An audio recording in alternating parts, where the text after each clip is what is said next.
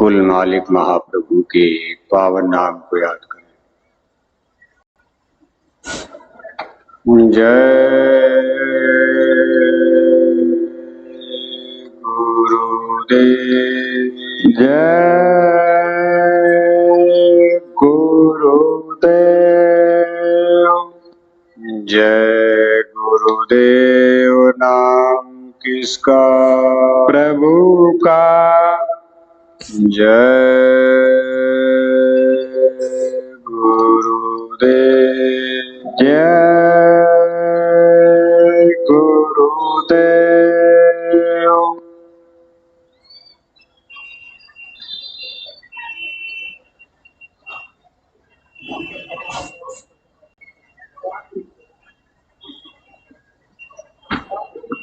रकम रहा आवाज जरा कम।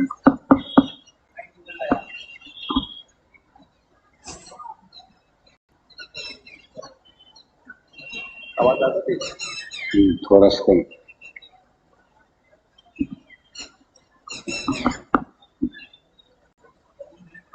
परम पूज्य स्वामी जी महाराज, हमारी संस्था के प्रमुख संस्था अध्यक्ष पूज्य हुजूर महाराज जी, आज के इस सत्संग समारोह में भाग ले रहे सभी सम्मानित सत्संग धर्म प्रेमी भाई बहनों, प्यारे बच्चों, गुरु पूर्णिमा का ये पावन पर्व है। आध्यात्मिक सत्संग मेला 1 जुलाई से 5 जुलाई सन 2023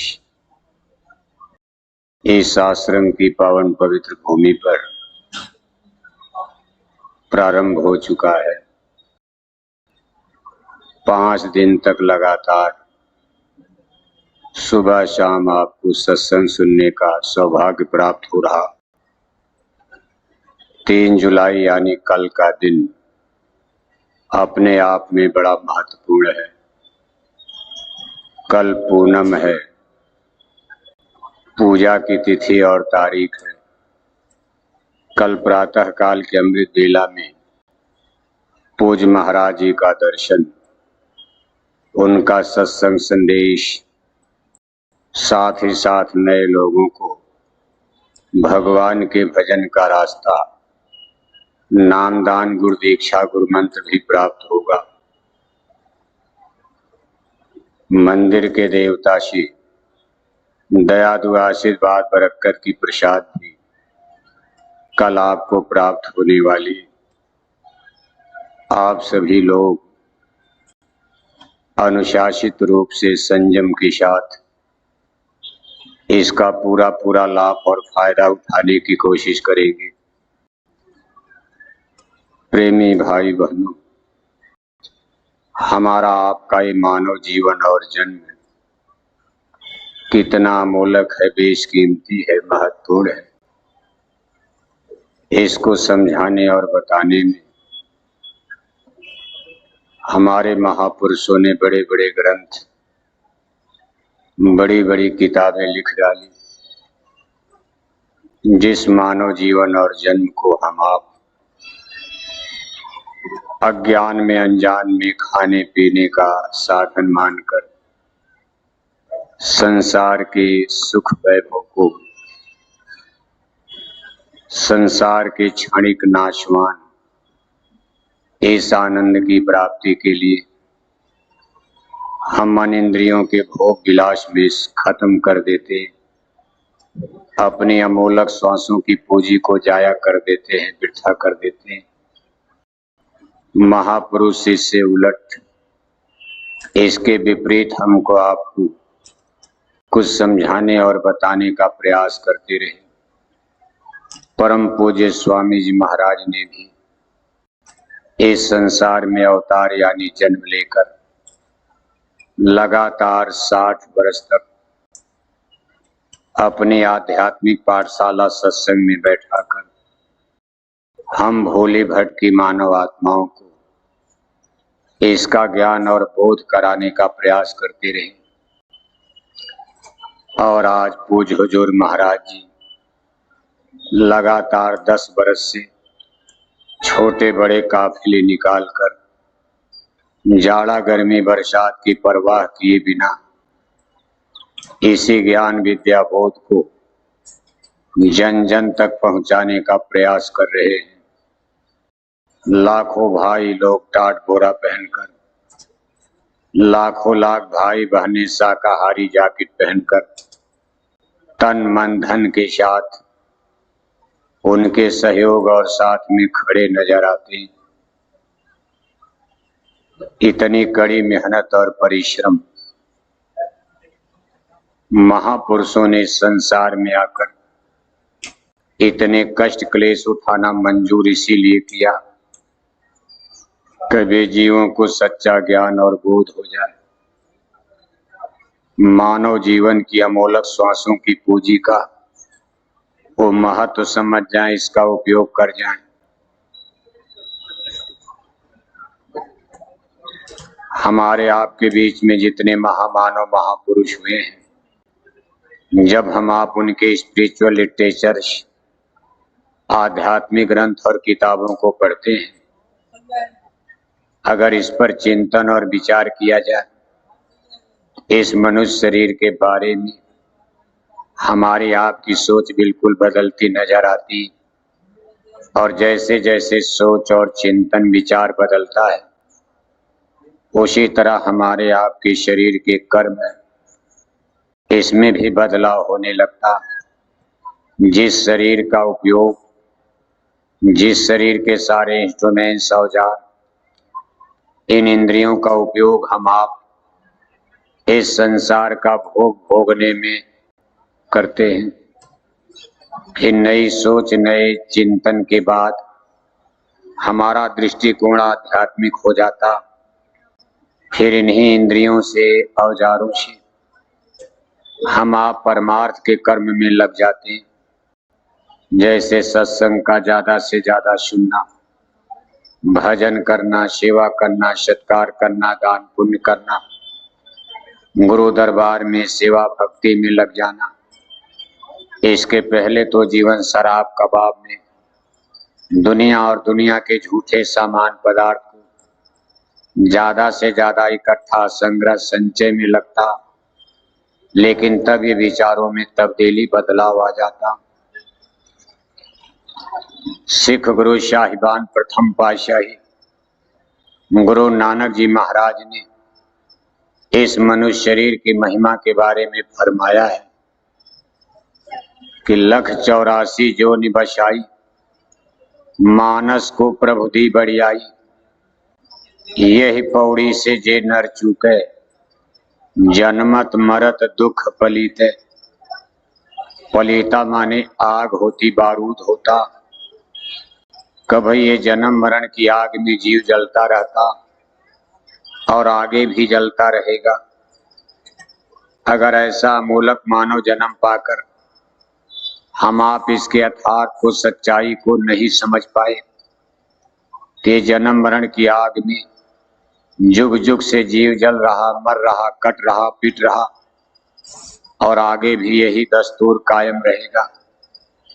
गुरु साहिब देखो मनुष्य शरीर की महिमा के बारे में फरमाते कि बनाने वाले उस करतार ने, कर्ता ने, जिन्होंने इस जगत की रचना किया, जिन्होंने सूरज बनाए, चंदा बनाए, तारे बनाए, धरती, पेड़ पौधे, समुंदर, आसमान बनाए, संसार में नाना किस्म के प्राणी बनाए। उन्होंने कुल मिला के 84 लाख किस्म का, यानी तमाम नस्लों के, तमाम किस्म जातियों की, यानी कुल मिला के 84 लाख उन्होंने शरीर की रचना किया है।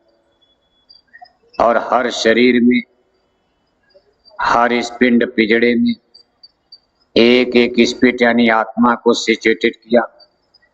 हर शरीर में एक आत्मा, हर पिंड पिजड़े में एक आत्मा को बैठाया गया।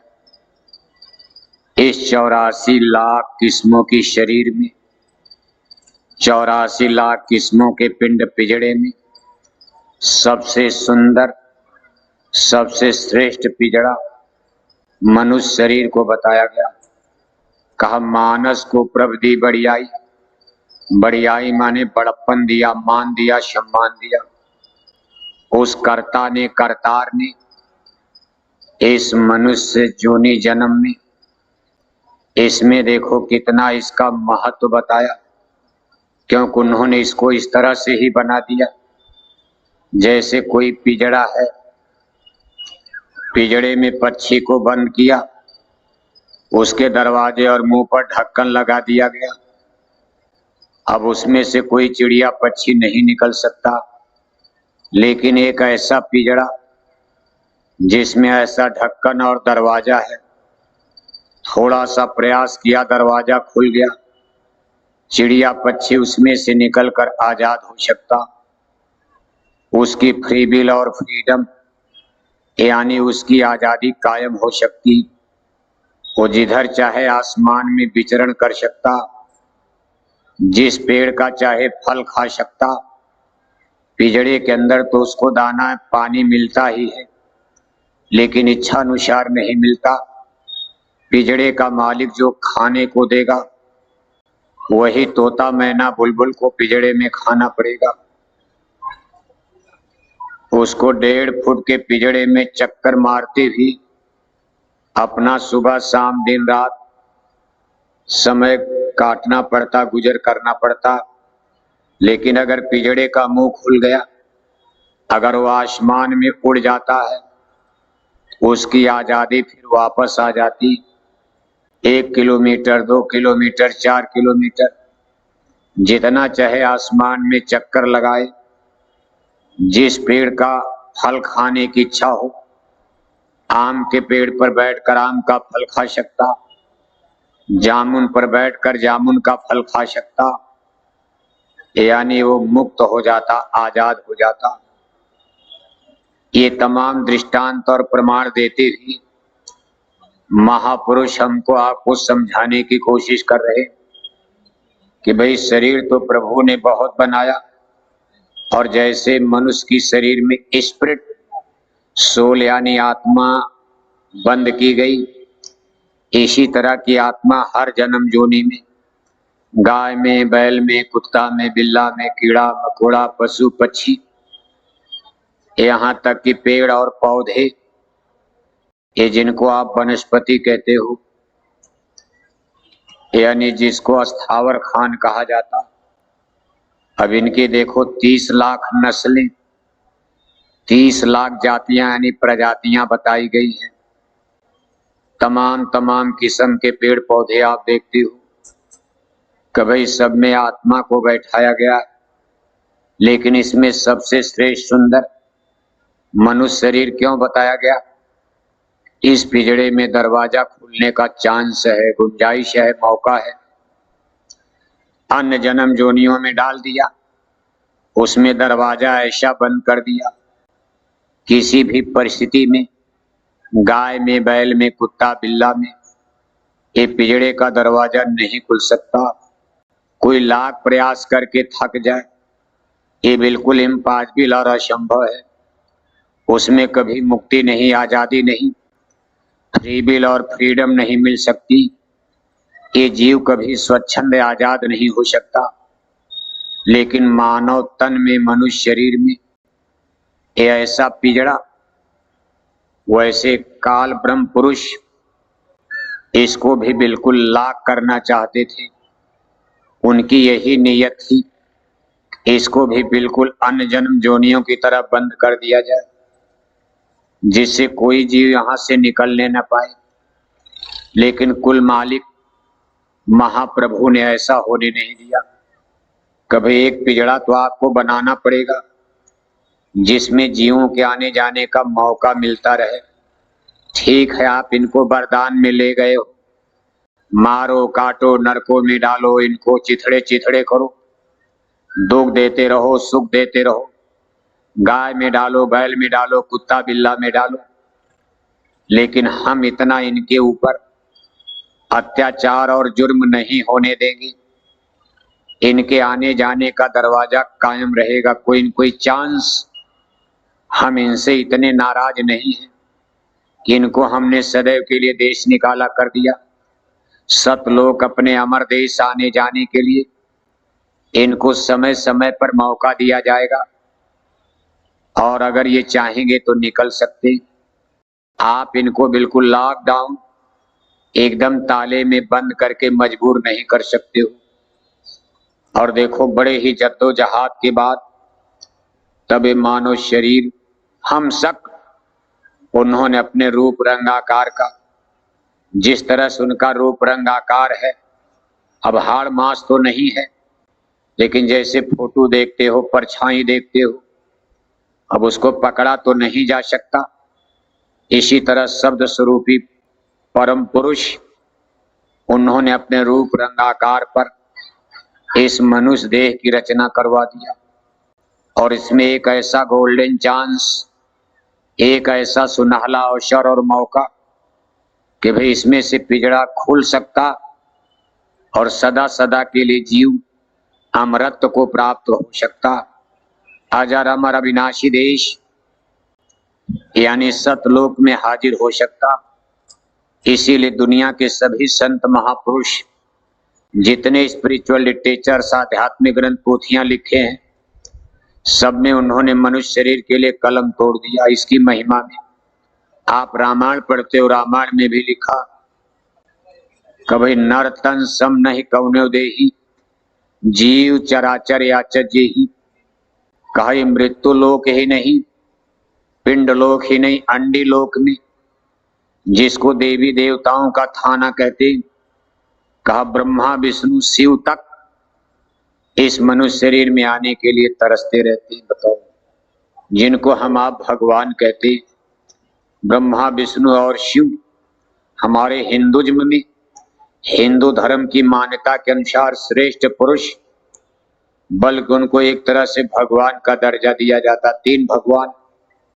वैसे आगे चल करके हिंदू धर्म भी इस चीज को कन्फर्म करता कि भाई भगवान असली तो एक ही है, एक है राम, एक अनी है अनामा, आज सच्चिदानंद प्रभु धामा। लेकिन जैसे मंत्री हैं, मिनिस्टर हैं, बहुत मंत्री होते, उसी में एक प्रधानमंत्री बन जाता, कोई मुख्यमंत्री बन जाता, ऐसे इनके क्लासेस बनाए गए। तो भगवान भगवान तो सूर्य को भी भगवान मान लिया जाता।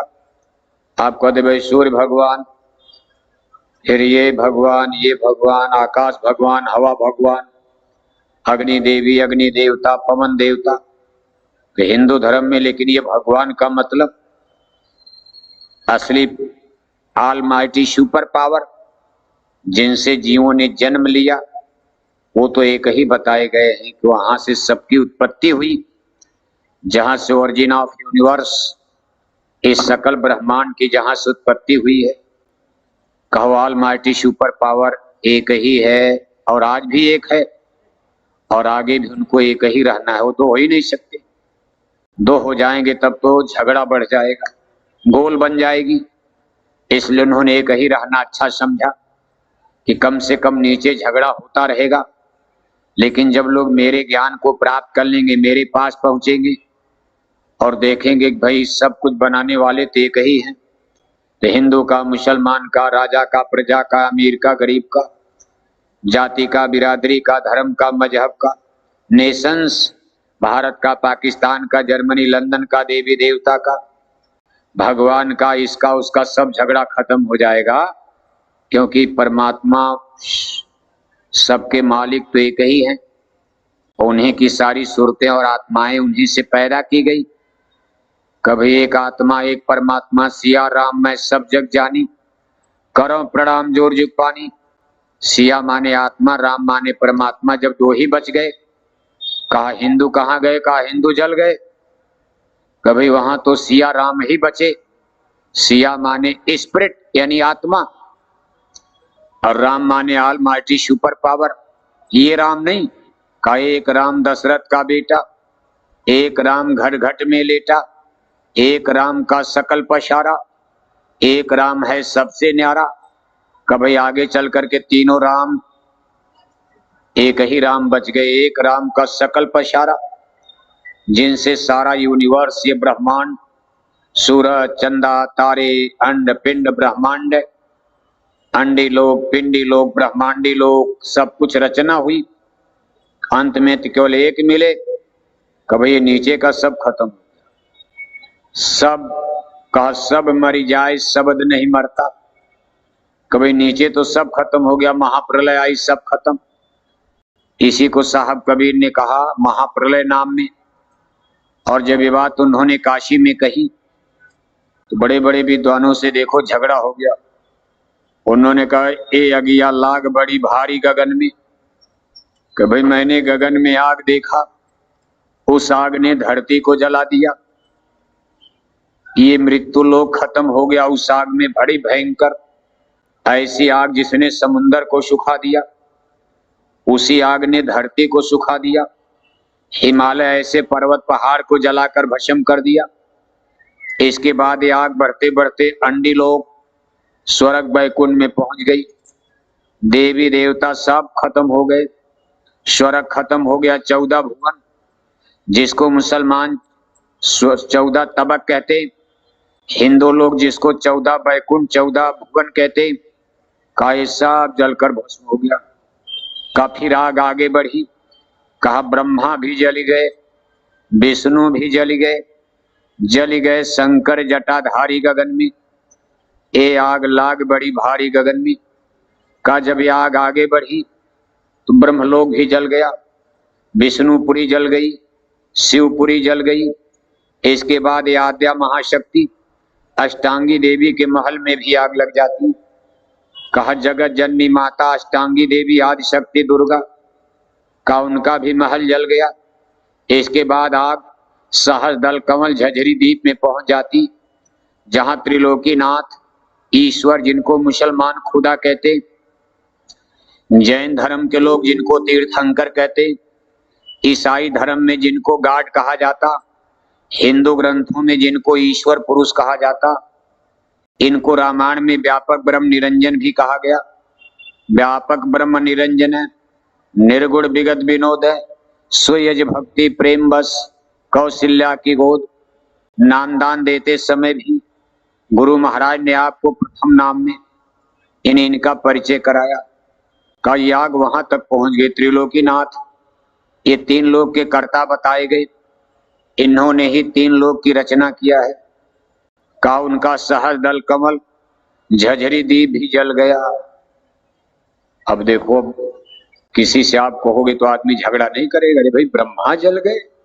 जब साहब कबीर ने कहा भाई ब्रह्मा भी जल गए, विष्णु भी जल गए शंकर जटाधारी गगन में, अभी तो आगे और आगे आग लगती है।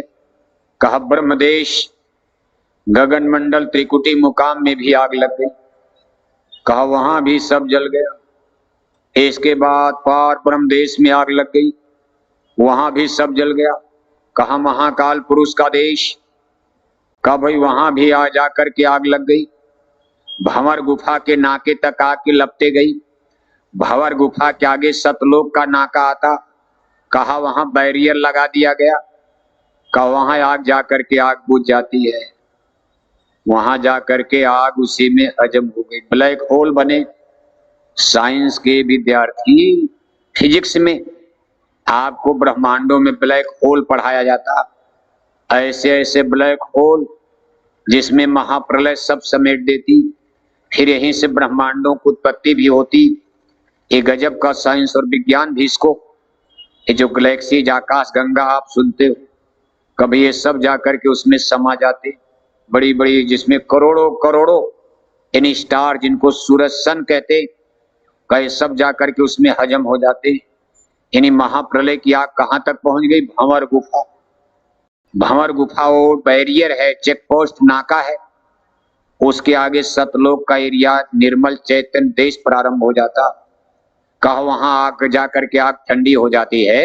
यही अमर देश निर्मल चैतन्य देश का इलाका एरिया है। यानी ब्रह्मांडों की रचना में ये देखो, ये निर्मल चैतन्य देश जो परमानेंट यानी अस्थाई है, वो कभी नष्ट नहीं होता, वहां रहने वाले लोग नष्ट नहीं होते। यानी यही वो इलाका है जहां जन्म मरण नहीं होता। इसी देश की ये सूरतें आत्माएं रहने वाली, जिस दिन ये सतलोक में थे इनको सूरत कहा जाता था। नीचे जब इनको उतारा गया गगन मंडल त्रिकुटी मुकाम में, ये मन के साथ इनके साथ जब मन लग गया तब इनका नाम आत्मा पड़ गया। अभी कैटेगरी बनती गई। इसके बाद जब इस धरती पर उतारा गया तन पन पिंड पिजड़े में, यहां मन और माया के साथ इनकी मिलौनी बन गई, मिक्सचर। जैसे पानी में चीनी मिला दिया पता तो नहीं चलेगा, लेकिन तब उसको आप कहोगे भाई शरबत बन गया। जल में वाटर में चीनी मिला दिया शरबत। ऐसे मिलौनी होती गई आत्मा के पीछे। अब देखो माया लग गई, तब इसका नाम जीव पड़ गया। इसके अंदर मोह की गिल्टी, इस झूठे जगत के अंदर इतना गिल्टी यानी बंधन प्रतिरोध पैदा हो गया। कहते भाई जीव किसको कहते? जीव हृदय अति मोह अभिषेखी, छूट न ग्रंथि परे किम देखी। और महापुरुषों की भाषा में मोह सकल व्याधिन कर मूला। यही मोह का बंधन हमारे आपके कष्टों का कारण बन गया। महात्मा बुद्ध जी ने लिखा कि भाई संसार में कष्ट जीव को क्यों मिलता? कहा सारे कष्टों का एक ही कारण मोह है। मोह, मोह माने चीज झूठी है फिर भी हमारा प्रेम है। शरीर झूठा है फिर भी इसको खिलाने में, जिलाने में, इसको सुंदर बनाने में आप डॉक्टरों का चक्कर लगाते रहते हो। तेल साबुन फुलेल से इसको नहाना धोना। अब देखो इस शरीर को सजाने संवारने में आपका प्रतिदिन का कितना समय इसमें जाया जाता। यहां तक कि नहाने धोने के चक्कर में सत्संग भी छोड़ देते हो। अरे पानी नहीं आया, अभी तक नहीं आया, बिना नहाए हम सत्संग में नहीं जाएंगे, पहले तेल फुलेल लगाएंगे, सजेंगे धजरे। मेला देखने आए, बारात करने आए हो? सत्संग में तो पापों का मैल धोया जाता है, इसको क्यों छोड़ते हो? नहा लोगे, धो लोगे, तेल साबुन लगा लोगे तो क्या आप पवित्र हो जाओगे? सत्संग जल जो कोई पावे, मैल आई सब कट गया। लेकिन इसी को कहते हैं भ्रम, सस्पेंस। यानी ये जीव हृदय अति मोह अभिषेखी। अब इस शरीर से इतना मोह है, आदमी सोचता भाई इसको बीमार नहीं होने देंगे, इसको थोड़ा भी हम खराब नहीं होने देंगे, खूब सजाओ बजाओ। कम से कम नहीं पूरे भारत में, अपने गांव में तो हम सबसे सुंदर बन जाए। पूरे गांव में सुंदर बने लोग, जिधर जाएं बड़े सुंदर बड़े सुंदर। फिर थोड़ा और मेहनत कर दिया, कहा भाई मिस इंडिया बन गए, पूरे भारत में सुंदर। फिर देखो अब तो प्रतियोगिता हो, देखा मिस वर्ल्ड है, पूरे संसार में सबसे सुंदर। अरे क्या सुंदर! एक दिन तो कहा तन तो तेरा खाक मिलेगा, 84 जा पढ़ना, मन रे क्या गुमाने अब करना। शरीर जलकर मुट्ठी भर राख बन जाएगा, मिट्टी मिट्टी में मिल जाएगा।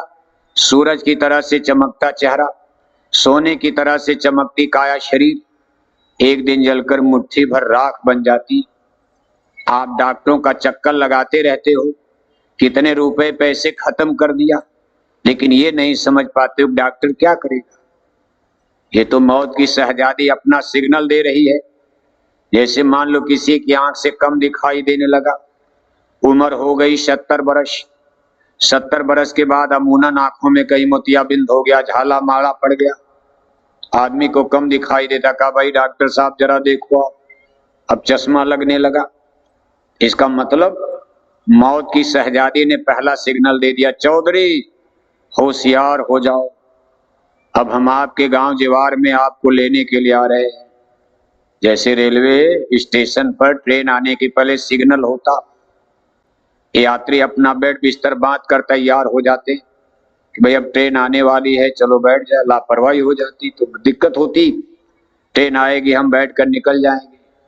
ऐसे ही आंख चली गई, चश्मा लगने लगा, तो समझ लो मौत की शहजादी ने अपना पहला सिग्नल हमको आपको देना शुरू कर दिया। अभी दूर है, अभी आपके गांव में भी नहीं पहुंची, लेकिन सिग्नल दे दिया मैं आ रही हूं, मैं आपको लेने के लिए चल चुकी।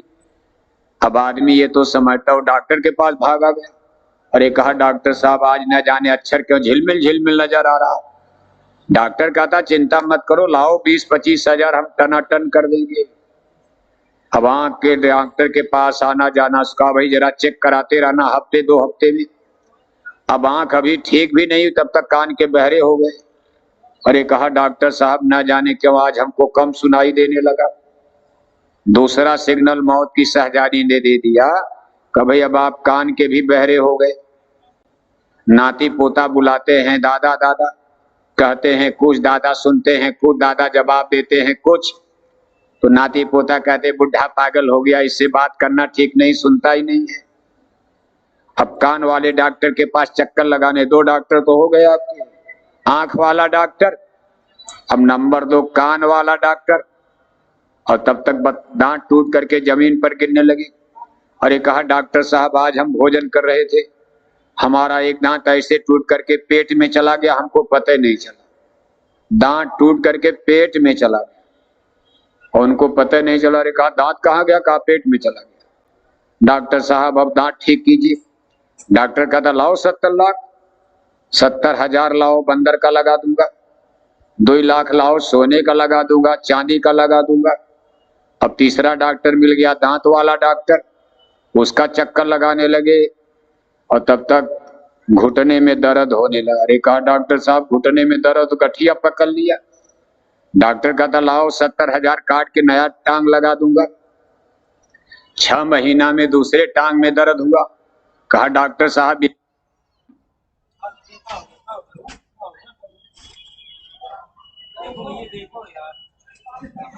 वे हृदय अति मोह अभिषेकी, मरते समय मोह तो सब चीज का सताता। आज आपका 1,000 रुपया कहीं गिर जाए तो आप चिंता में हो जाते हो। मौत के समय जिंदगी का सारा लाभ हानि सब जा रहा। बताओ ये बनाने में 70-80 बरस का समय लग गया। कितनी मेहनत करके घर मकान कोठी हवेली जमीन बगीचा सब बनाया। आज 1 मिनट में मौत ने खेल बिगाड़ दिया।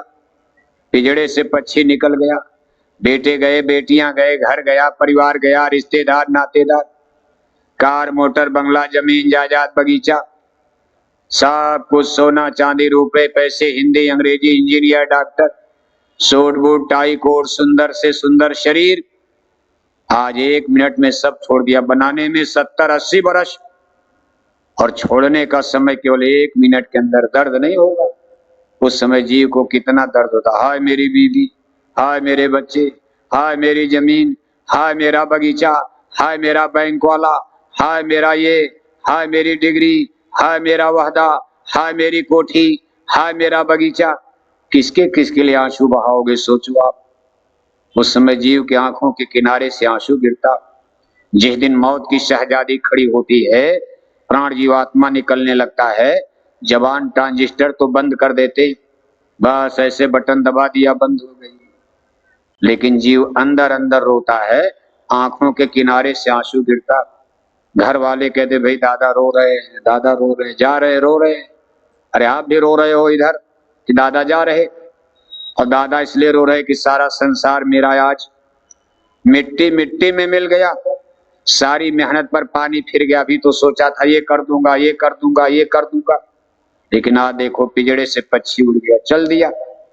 इसलिए महापुरुष कहते भाई जग सराय दिन 4 बसेरा, या में काहू न काहू केरा। ये जगत सराय है, धर्मशाला है, रेंटेड हाउस। गुरु महाराज कहते थे रेंटेड हाउस है, किराए का मकान है। ऐसे किराए का मकान ले तो क्या अधिकार है? 10 साल 20 साल के लिए पट्टा किया, उसके बाद मकान मालिक बेड बिस्तर खींच कर बाहर कर देगा। नहीं मानोगे पुलिस बुला ली जाएगी।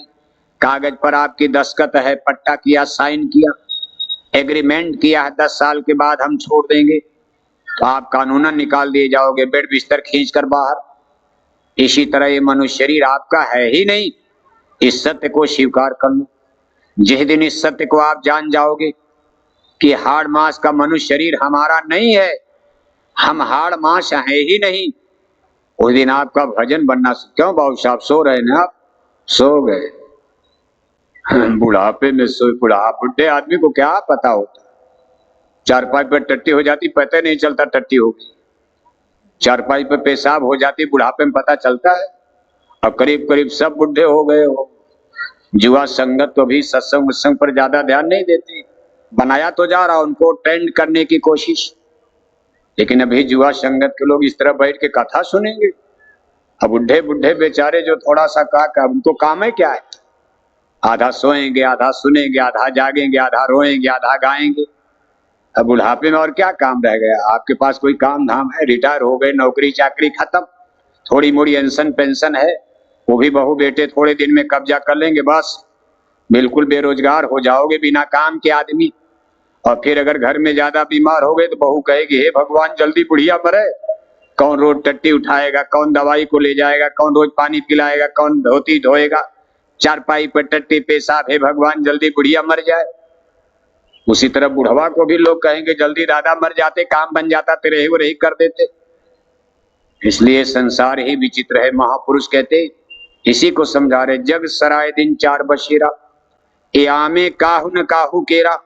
सत्य को स्वीकार कर लो, इसमें कोई किसी का नहीं है। जिसको सोच रहे हो, अब आप केवल गले के नीचे तो उतरने नहीं, दवा खाते ही नहीं हो आप, बस ऐसे उल्टी कर देते हो। सुन तो रहे हो गट्टा कथा गुटुर गुटुर, लेकिन ये हिड़गले के नीचे तो उतरता नहीं। नहीं सब ठीक है, ठीक है, ठीक है। 4 दिन का मतलब, ये जीवन को महापुरुषों ने 4 भागों में डिवाइड किया, पूरे लाइफ को। पहला एक यानी अज्ञान अवस्था, शिशु अवस्था, जिस दिन मां के गर्भ से जीव जन्म लेता, ये पीरियड तब तक माना जाता है जब तक बच्चे को टट्टी पेशाब का कोई ज्ञान नहीं, मम्मी पापा नहीं बोल पाता, सही से टट्टी नहीं कर पाता, माँ की गोद में टट्टी कर दिया, किचन में टट्टी कर दिया, उसको ये भी नहीं पता कि टट्टी कहाँ की जाती। माँ बाप नहला धुला कर माताएं सुला दिया बढ़िया बिस्तर पर, उसी पर टट्टी कर देता। इसको अज्ञान अवस्था, अबोध अवस्था, शैशवा काल कहा जाता। ये जीवन का पहला दिन माना गया है। दूसरा आता है बाल्याकाल, जिसको ब्रह्मचर्य काल भी कहा जाता है। इसमें जीव के अंदर कुछ विवेक जाग जाता, बुद्धि, इंटेलेक्चुअल डेवलप। कम से कम बच्चा टट्टी पेशाब, मम्मी पापा बोलना, खाना पीना सीख लेता। तब इसको पीठ पर बस्ता लाद कर स्कूल में भेज दिया जाता, चलो अपना बौद्धिक विकास करो, हिंदी पढ़ो, अंग्रेजी पढ़ो, ज्योग्राफी पढ़ो, हिस्ट्री पढ़ो, कुछ कमाओगे धमाओगे। ये जीवन का दूसरा दिन बाल्याकाल, ब्रह्मचर्य काल। तीसरा दिन प्रारंभ होता है, किसी को पकड़कर शादी करवा दिया। कभी कब तक पढ़ोगे? पढ़ाई बंद करो। 25 साल 30 साल हो गया, कहा पढ़ाई बंद। अगर 30 साल से ऊपर निकल गए तो शादी होती भी नहीं। कौन करेगा बुढ़े से शादी?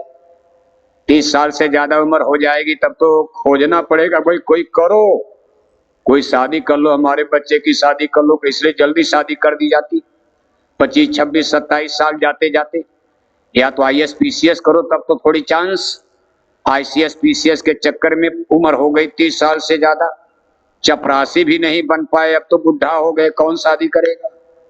इसलिए कहा भाई अब चलो, माँ बाप बुढ़े हो गए, अब कौन आपकी रोजी रोटी चलाएगा, चलो आप शादी करो, कुछ कमाओ धमाओ, अब छोड़ो, जीविकोपार्जन करो। ज्ञान अर्जन हो गया, अब जीविकोपार्जन, ज्ञान विद्या हिंदी अंग्रेजी ज्योग्राफी हिस्ट्री हो गया, खत्म करो। अब आप कोई नौकरी चाकरी करो, मजदूरी करो, चाहे जो भी करो, ट्रैक्टर चलाओ, ट्रक चलाओ, अपना शादी करो, ब्याह करो। इसको जीवन का यही सबसे महत्वपूर्ण पीरियड है। इसको जुआ काल, यौवन अवस्था, जवानी कहा जाता है।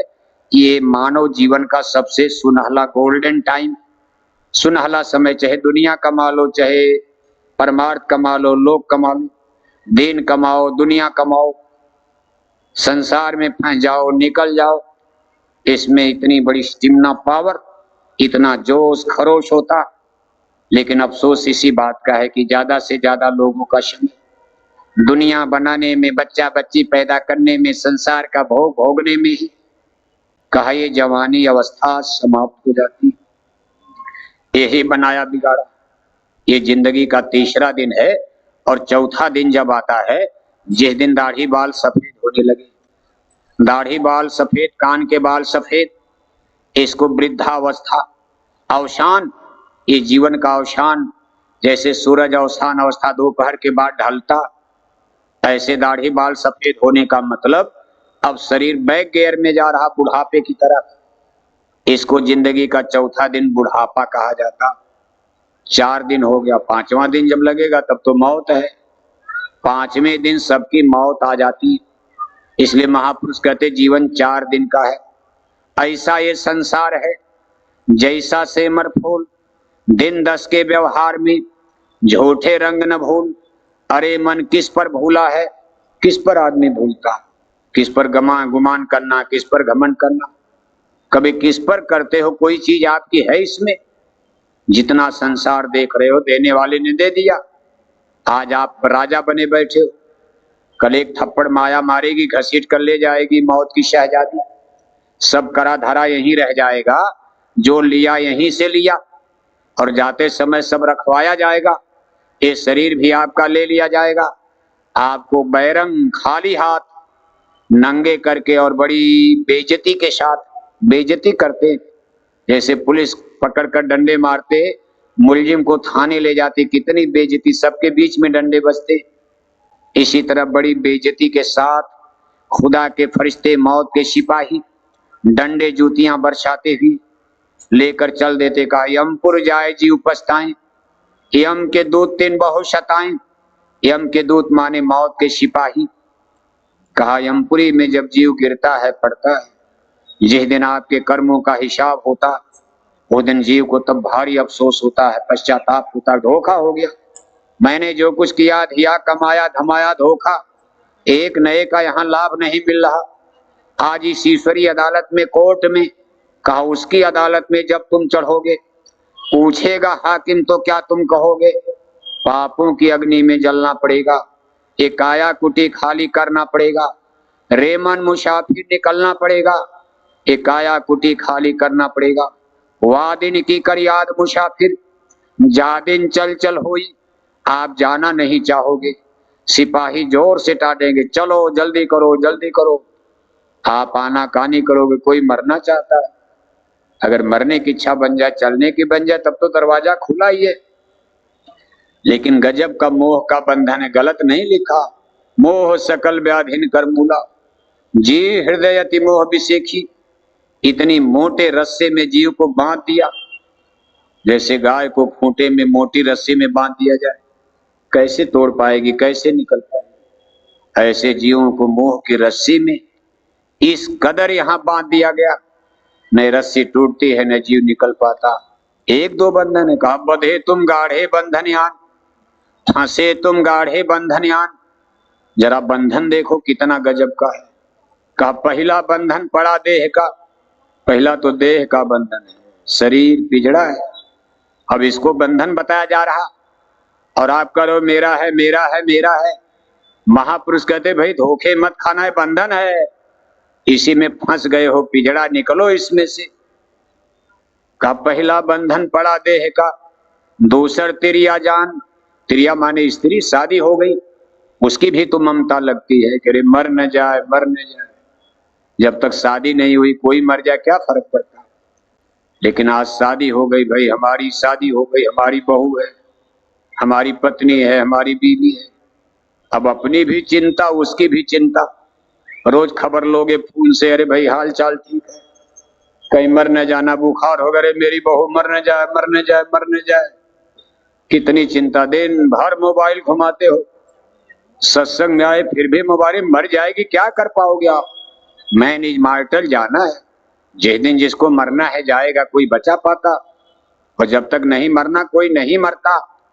मरना जन्म मरण तो उसके हाथ में, उन्होंने श्योर एंड सर्टेन, हान लाभ जीवन मरण, जस अपजस विधि हाथ, सुनो भरत भावी प्रबल, बिलख कहो मुनिनाथ।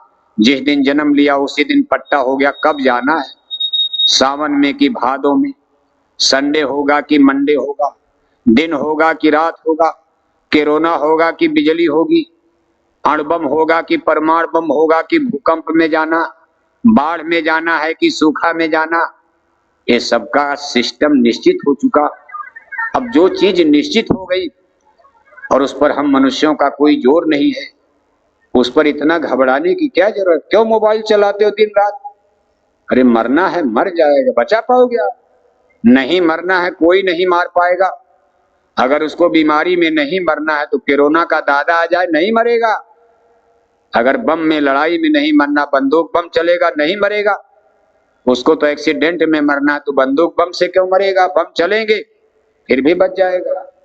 ये सब निश्चित हो चुका है, इसलिए हमको आपको मौत के बारे में निर्भय हो जाना, निडर। यही बात भगवान की ने कहा, अर्जुन निडर हो जाओ, हे धनंजय युद्ध करो, कर्म का पालन करो। कर्मण्येवाधिकारस्तो मा फलेश कदाचन।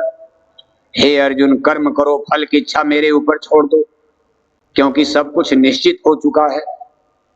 क्योंकि अर्जुन युद्ध करने से बार बार इनकार कर रहे। क्यों? कौरवों का महासागर की तरह से विशाल दल देखकर अर्जुन देखो गड़गड़ गड़गड़ कांपने लगे। क्योंकि कौरव दल में अनेक हीरो, भीष्म पितामह, गुरु द्रोणाचार्य, महाबली कर्ण, अश्वत्थामा, कृतवर्मा, स्वयं दुशासन, दुर्योधन, इतने बड़े बड़े दर्जनों महारथी हीरो, और अर्जुन की तरफ सिंगल एक अर्जुन की तरफ सबकी निगाहें टिकी। सब लोग देख रहे, अरे भाई धनंजय आप ही के बस का है, आप ही चाहो तो हराओ चाहे जिताओ, बाकी तो सब की सड्डी। पांडव दल में कोई हीरो था ही नहीं, एक ही अर्जुन हीरो, बाकी दो चार राजा, द्रुपद राजा, विराट राय बुढ़े हो गए थे। सब बुढ़ापे के राजा उनके पास, वो भी रिश्तेदार थे, जुड़ गए, नहीं तो भी दुर्योधन की तरफ चले जाते। चूंकि रिश्तेदारी थी तो कुछ कहा, भाई लोक लाज तो करो, इनका साथ दे दो। बाकी जिसके पास कोई मलट्टी नहीं, कोई शक्ति नहीं, राज नहीं, पाटने, कौन साथ देगा बताओ? दुर्योधन के पास हस्तिनापुर का राज है, इंद्रप्रस्थ भी घसीट लिया जुआ में, इतनी बड़ी मलट्टी पावर खुद हस्तिनापुर की। और अर्जुन के पास अभी 14 साल 13 साल जंगल से लौट करके आ रहे, खाने के लिए रोटी भी घर में नहीं, और युद्ध होने जा रहा हस्तिनापुर स्टेट से। पांडवों के पास कोई मलट्टी नहीं, फौज नहीं, केवल 5 पांडव के अलावा कुछ था ही नहीं। न कोई सोना है, न चांदी है, न खजाना है, कुछ नहीं। आज खा लिया, कल का भोजन का भी इंतजाम नहीं, और युद्ध करने जा रहे हैं हस्तिनापुर की पावर से, जो इतनी बड़ी सुपर पावर संसार की उस समय। आज उनका द्वंद्व होने जा रहा है, इसलिए अर्जुन हिल गए कि भाई मैं अकेले क्या करूंगा केशव, ऐसा युद्ध, मरे तो मेरे ही मरेंगे, इधर भी मरेंगे इधर मरेंगे। तब भगवान के देखो अंतर्जामी, अब वो तो जान गए सारी बात, बहुत घुमाया पढ़ाया, अंतर्जामी उस योगेश्वर के समझ गए। अर्जुन बिल्कुल डर रहे हैं युद्ध से कि परिणाम तो सत्य है, मैं मारा जाऊंगा, युद्ध तो दुर्योधन ही जीतेगा कौरव दल। अगर भगवान कृष्ण के बारे में कुछ सोचा भी जाए, इन्होंने कह दिया मैं हथियार नहीं उठाऊंगा, तो बताओ लड़ाई बिना हथियार के क्या लड़ी जाएगी? इनकी शक्ति क्या काम करेगी? हथियार उठाएंगे ही नहीं, तो सब खेल तो मेरा बिगड़ेगा। तब भगवान कृष्ण ने सोचा कि अर्जुन को विश्वास देना पड़ेगा कि हे अर्जुन, तेरे साथ कोई ऐसी शक्ति है जो अकेले कौरव दल पर भारी पड़ जाएगी। लेकिन ये विश्वास दिया कैसे जाए, कैसे कह देगा कोई? अगर भगवान कृष्ण कह दे अर्जुन मैं हूं और मैं कौरव दल पर भारी हूं, तो जबानी भाषण से कोई मानेगा? मान लो गुरु महाराज के बारे में जबानी तो हम सब लोग भाई भगवान है, ईश्वर है, गुरु है, भगवान है, लेकिन जब कोई गाड़ी दलदल में फंसती है तो सारा विश्वास आदमी का चूर मूर हो जाता। कोई मानता है जल्दी? जबानी तो सब मानते हैं, अर्जुन भी इसी तरह मानते थे, क्योंकि सगा रिश्ता, नाता, दोस्ती, मित्रता सब थी। भगवान कृष्ण की सगी बहन अर्जुन की, अर्जुन से देखो सुभद्रा की शादी भी हो गई थी। इतना सगा रिश्ता, तो प्रेम था, भाव था, सम्मान था। लेकिन भगवान कृष्ण भी संकोच कर रहे हैं। अगर मैं अर्जुन से ये सीधे कह देता हूं तुम्हारे पक्ष में मैं हूं अर्जुन, और कौरव दल पर अकेले मैं भारी पड़ जाऊंगा, विजय तुम्हारी करवा दूंगा, युद्ध करो, मेरी शक्ति का भरोसा करो, लेकिन बिन देखे प्रतीत न हो। अर्जुन को विश्वास कैसे होगा कि मैं इतनी बड़ी सुपर पावर, इतनी बड़ी हस्ती और शक्ति लेकर बैठा हूं? तो देखो कितनी लंबी भूमिका बना डाला। युद्ध क्षेत्र में युद्ध शुरू होने जा रहा, लेकिन भूमिका बनानी पड़ी। भूमिका बनाते बनाते योग सिखाया, ये सिखाया, वो सिखाया। शरीर अजर है, शरीर तो नाशवान है, वासांस से जीर्णानि, आत्मा अमर है, नैनम छिंदन्ति शस्त्राणि। और बात एक ही बतानी है कि हे अर्जुन मेरा विश्वास करो, मैं पांडव दल पर भारी हूं, मैं कौरव दल पर भारी हूं, मैं कौरव दल को नष्ट कर दूंगा, नष्ट कर चुका हूं। तुम केवल युद्ध करो धनंजय, विजय तेरे पाले में है। लेकिन जबानी भाषण से कैसे मानेगा?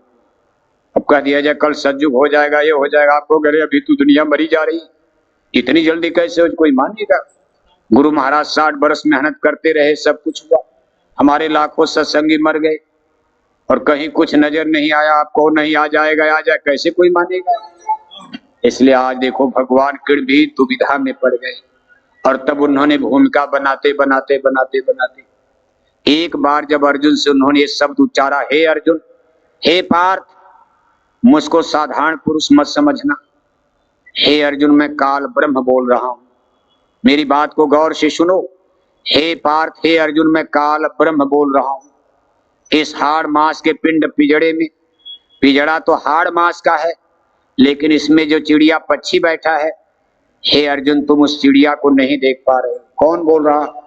हे पार्थ, मैं काल ब्रह्म बोल रहा हूं। अर्जुन के अंदर और संशय पैदा, काल ब्रह्म, काल ब्रह्म क्या है? कहा वह शक्ति जिसने सूरज चंदा तारे। हे अर्जुन, ये सूरज चंदा तारे सब मेरे सामने बने, मैंने बनते देखा है। काल ब्रह्म का मतलब मैंने बनते देखा, मैं पहले था। सूरज मेरे सामने बना, चंदा मेरे सामने बने, तारे मेरे सामने बने, पेड़ पौधे धरती आसमान मेरे सामने बनी। मैंने अनगिनत पीढ़ियों को जन्मते मरते देखा है। जब से पृथ्वी धरती ब्रह्मांड बना सब मैंने देखा। कैसे यहाँ जीव जन्म रहे मर रहे सब मैं देख रहा।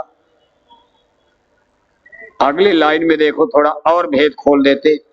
कहा हे अर्जुन, सच्ची बात है, सूरज मैंने बनाया, मैंने देखा ही नहीं बल्कि सूरज मैंने बनाया, ये चंद्रमा मैंने बनाए, ये आसमान में सारे तारे मैंने बनाए, ये वर्जिन ऑफ हेथ, इस धरती की रचना मैंने किया, वर्जिन ऑफ लाइफ, इस जगत में प्राणियों की संरचना भी मैंने किया है। हे अर्जुन, सब मेरी रचना है, मुझे तुम साधारण नहीं, मैं काल ब्रह्म बोल रहा हूं। अर्जुन ने कहा केशव, बात तो सही, आप झूठ तो नहीं बोलोगे। सत्य है कि हम आप पर भरोसा करते, और कोई भी भगवान हो चाहे कोई, इस संसार में कोई सीधे नहीं कर सकता मैं भगवान। तब तो जनता भड़क जाएगी, कोई मानेगा? वो भी एक गाय का चरवाहा कह दे मैं भगवान हूं। यही तो हस्तिनापुर में हो गया, जब कुरु राजसभा में, भरी सभा में, हस्तिनापुर की कुरु राजसभा में भगवान श्री कृष्ण जी महाराज एग्रीमेंट के लिए, समझौता करने के लिए जाते, चलो दुर्योधन को मैं एक बार समझा दूं। व्यास जी, ऋषि मुनि सब, दुर्वासा, भीष्म पितामह, गुरुदोड़, कृपाचार्य, सब लोग, महात्मा विदुर समझा कर थक गए। इन्हें दुनिया में जितने महापुरुष उस समय सब समझा करके दुर्योधन को थक चुके थे। भगवान के ने कहा एक बार मैं भी चलता हूं। और देखो गए, दुर्योधन के सामने प्रस्ताव रखा, फाइल उठा के फेंक दिया, पढ़ा भी नहीं, फाइल उठा के फेंक दिया इनकी, और सीधे हजार सैकड़ों गालियां। कहा ग्वाला, जीवन भर गाय चराए जंगल में ग्वाला, आज राजाओं को उपदेश देने आए हो। तुम्हारी बात को हम क्षत्रिय राजा, तुम्हारे ज्ञान की बात को उपदेश सुनेंगे? पकड़ो इसको, गिरफ्तार करो, और तब तक इसको मत छोड़ना जब तक युद्ध खत्म न हो जाए। भगवान कृष्ण मुस्कुराने, अरे हमको गिरफ्तार करोगे? अरे दुर्योधन, हमको गिरफ्तार करोगे? करके दिखाओ। देखो सिपाही आगे बढ़े पकड़ने के लिए, और भगवान श्री कृष्ण वहां से निकल गए। हम निकल गए, जैसे भी निकल गए, और तब युद्ध का बिगुल बजा दिया। कहा अब शांति की कोई संभावना नहीं, सारे प्रस्ताव विफल, अब अंतिम परिणाम युद्ध ही तो बचा। अब क्या बचेगा जब कोई मानने को तैयार है नहीं?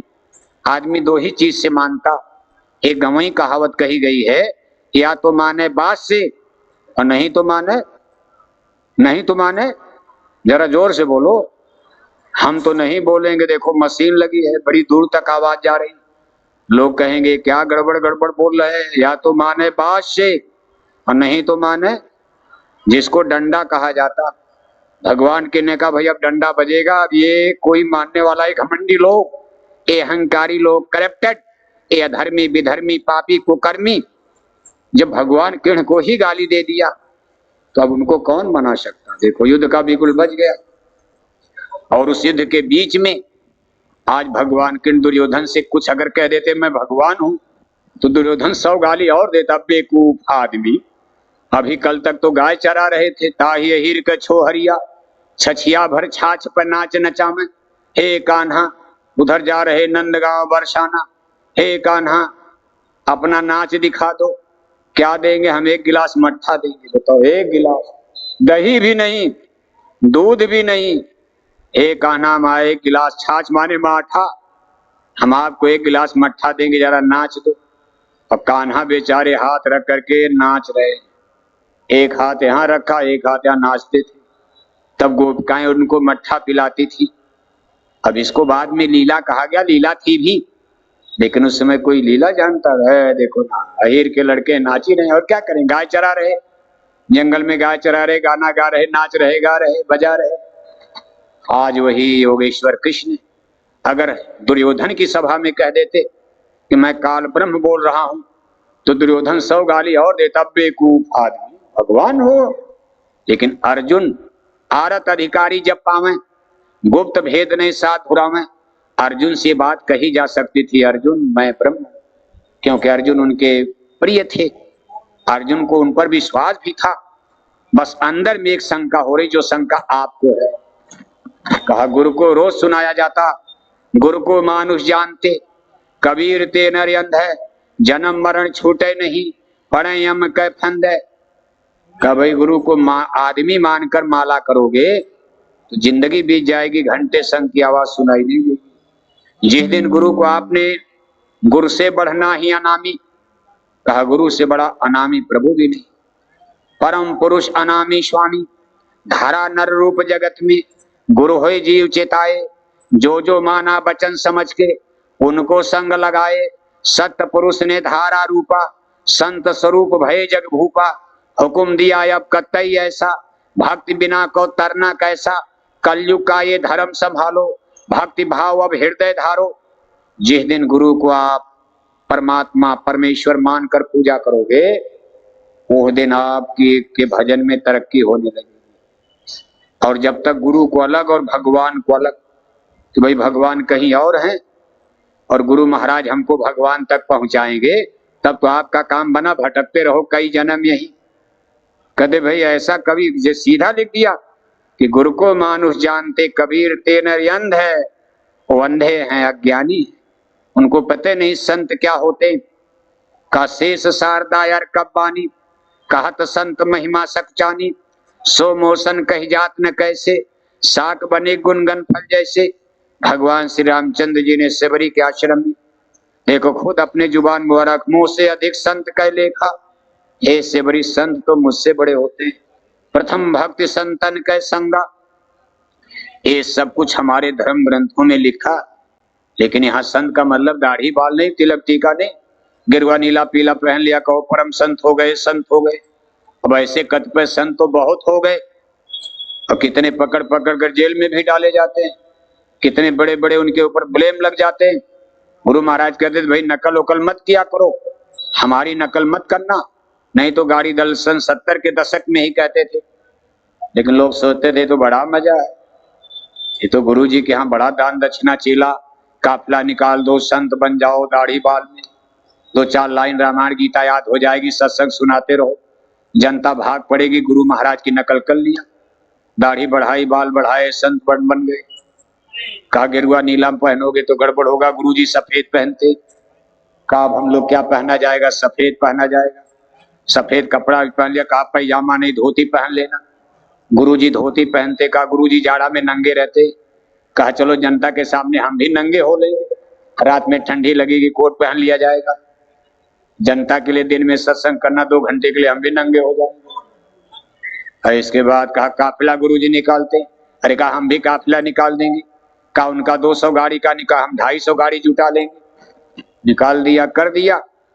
और आगे चलकर गुरु महाराज की बाणी देखो, गाड़ी दलदल में फंस गई और तमाम भारत के कतिपय संत आज सरकार ने जेलों में बंद कर दिया है। बंद कर दिया, क्यों बंद कर दिया? उनके ऊपर इल्जाम लगाया, कोर्ट कचहरी अदालत ने इल्जाम निश्चित कर दिया, इल्जाम लग चुका। उन्होंने अपने आश्रम में, अपने सत्संग में आने वाली बच्चियां, देवियों के साथ दुर्व्यवहार किया, उनके इज्जत आबरू सम्मान को बर्बाद किया। उन्होंने एविडेंस अदालत में गवाही दे दिया बेटियों ने, और इतना सख्त उनके ऊपर इल्जाम लग गया, कानूनन अब वो लोग कहते जेल में ही रहोगे, जेल से निकल नहीं, आजीवन कारावास। वैसे ये कोई नई बात नहीं है भाई, आप जिस रास्ते पर चल रहे हो इसमें तो लड़ाई है ही है, हम आप भी जूझ रहे हैं। आध्यात्मिक एंड स्पिरिचुअल डेवलप, अपनी आत्मा के कल्याण के लिए, अपनी आत्मा को जगाने के लिए जब आगे बढ़ोगे आप, इसमें दो चीजों का आपका सामना आएगा, रेजिस्टेंस, प्रतिरोध। एक मन है, दूसरी माया है। कहा बड़ा बैरी ये मन घट में, इसी को जीतना कठिना, जिन्होंने मार मन डाला उन्हीं को शूरमा कहना। और दूसरी चीज आती है, छोरत ग्रंथि जानि खगराया, विघन अनेक करे तब माया। मन और माया एक काल ब्रह्म पुरुष की दो प्रबल शक्तियां हैं जो आपका रास्ता रोक करके खड़ी हो जाए। अभी तो नहीं, अभी तो आप चले ही नहीं। चलने का मतलब दोनों आंखों के बीच से जब चलोगे यहां पता चलेगा। अभी तो आप आंख पर हो, अभी आप कान पर हो, अभी आप जबान पर। क्यों बादशाह? अभी तो रसगुल्ला में हो, कचौड़ी पकौड़ी जलेबी में हो, समोसा चटनी अचार में हो। अभी आपकी लड़ाई कहाँ माया से होगी? मेरे रंग महल चली आओ, दिखाऊं तो ही अगम गली। कभी दोनों आंखों के बीच में, दोनों नयनों के बीच में जब आप सिचुएटेड हो जाएंगे, इंद्रिय दरवाजों से, मन माया से, घर गृहस्थी से हटकर आपका ख्याल ध्यान दोनों आंखों के बीच में कंसंट्रेट, यहां धारा एकाग्र होगी, इंगला पिंगला सुखमना। इसके बाद तब आपको मन और माया से जूझना पड़ेगा। लड़ाई तब शुरू हुई। अभी तो कोई लड़ाई ही नहीं, अभी हम लोग रणभूमि में है ही नहीं। का दो दल के बीच में लड़ाई होगी, दोनों आंखों के बीच में। ये रंगभूमि है, ये असली कुरुक्षेत्र का मैदान है। यहाँ आपको लड़ाई लड़नी, यहीं आपको मन और माया को पटकना पड़ेगा। जीत गए तो जीत गए, नहीं तो पटका जाओगे। ज्यादा लोग गिरने वालों की भी सूची लंबी आ जाई नहीं। त्रेता द्वापर में देखो, का श्रृंगे को भृंगे कई डारेस, नारद के पीछे पड़ गए पछार, पूजा करत गोरख जी को लूटा, निवृष को लूट लिया, हलवा खिलाए। बड़े बड़े ऋषि मुनि त्रेता द्वापर में 5-5 हजार बरस, 10-10 हजार बरस तक जंगल में जाकर अखंड समाधि लगाए। भूख बर्दाश्त किया, प्यास बर्दाश्त किया, जाड़ा गर्मी बरसात बर्दाश्त किया, घर परिवार छोड़ा, और 10-10 हजार, 5-5 हजार बरस। इसके बाद चले, देख लिया, स्त्री देखा भी नहीं था, देख लिया, कहा भाई ये क्या है? कहा चलो हम भी शादी कर लेंगे। कर लिया, बच्चे बच्ची हो गए। तब फिर जब सत्संग सुना, ये क्या हो गया? मेरी तो तपस्या नष्ट हो गई, मैं तो अपनी आत्मा को जगाने चला, मेरी 5,000 बरस की तपस्या नष्ट हो गई, ये कैसे हो गया? लेकिन अब पछताए हो क्या, जब चिड़िया चुग गई थी। इसको मन और माया का खेल कहते। लेकिन ये नहीं कि जीतने वालों की सूची नहीं, जीतने वाले की सूची लंबी है। वाल्मीकि जी, व्यास जी, तमाम ऋषि मुनियों का, अत्रि ऋषि, वशिष्ठ ऋषि, उस जमाने में तमाम ऋषि मुनियों की बड़ी लंबी सूची है। और आज इस वर्तमान कलयुग में आप देखोगे, कबीर साहब, नानक साहब, दादू साहब, दरिया साहब, भीका साहब, बुल्ला साहब, गुलाल साहब, मीराबाई, सहजो, स्त्रियां भी, नारियां भी भारत में जीत गई मन माया से। मीराबाई, सहजोबाई, पलटू साहब, बाबा गरीबदास, आगरे वाले राधा स्वामी जी महाराज, उनके परम शिष्य बाबा जयमल सिंह, बाबू सावन सिंह जी महाराज, बाबा गरीबदास। इधर आप देख रहे हो अपने मिशन में भी, अब बाबू सावन सिंह महाराज डेरा ब्यास में रहते थे। बड़ी सुंदर सुंदर अच्छे अच्छे घरों की, पंजाब क्षेत्र। अब कितने धनी मानी लोग, सिख सरदार लोग रहते हैं। चूंकि ये जाट सिख परिवार में पैदा हुए थे बाबू सावन सिंह महाराज, ये डेरा ब्यास पंजाब में गुरु गद्दी पर, ब्रिटानिया हुकूमत अंग्रेजों के राज में डेरा ब्यास पंजाब की गद्दी पर ये रहे हैं, राधा स्वामी मिशन की। बहुत बड़ा आश्रम है, जाओगे कभी देखकर दिल खुश हो जाएगा। कितना अनुशासन, कितना सुंदरता। इतना विशाल तो नहीं जितना अपना है, लेकिन वहां चूंकि बहुत पुराना आश्रम है, इसलिए बहुत कुछ सुंदर बना डाला है। और वो मिशन इतना पक चुका कि वहां के लोगों में झगड़े कम होते हैं। अब हम लोग तो भी प्राइमरी वाले हैं, कुछ तो अध्यात्म पता है नहीं। जैसे स्कूल में गए प्राइमरी के बच्चे की तरह, वहां मास्टर पढ़ा रहे, तब तक मास्टर साहब टट्टी लग गई, चलो अच्छा। तब तक एक बच्चा मास्टर साहब पेशाब लग गई, मास्टर भी परेशान। बीए एमए के बच्चों को पढ़ाना आसान और प्राइमरी के बच्चों को पढ़ाना बड़ा कठिन।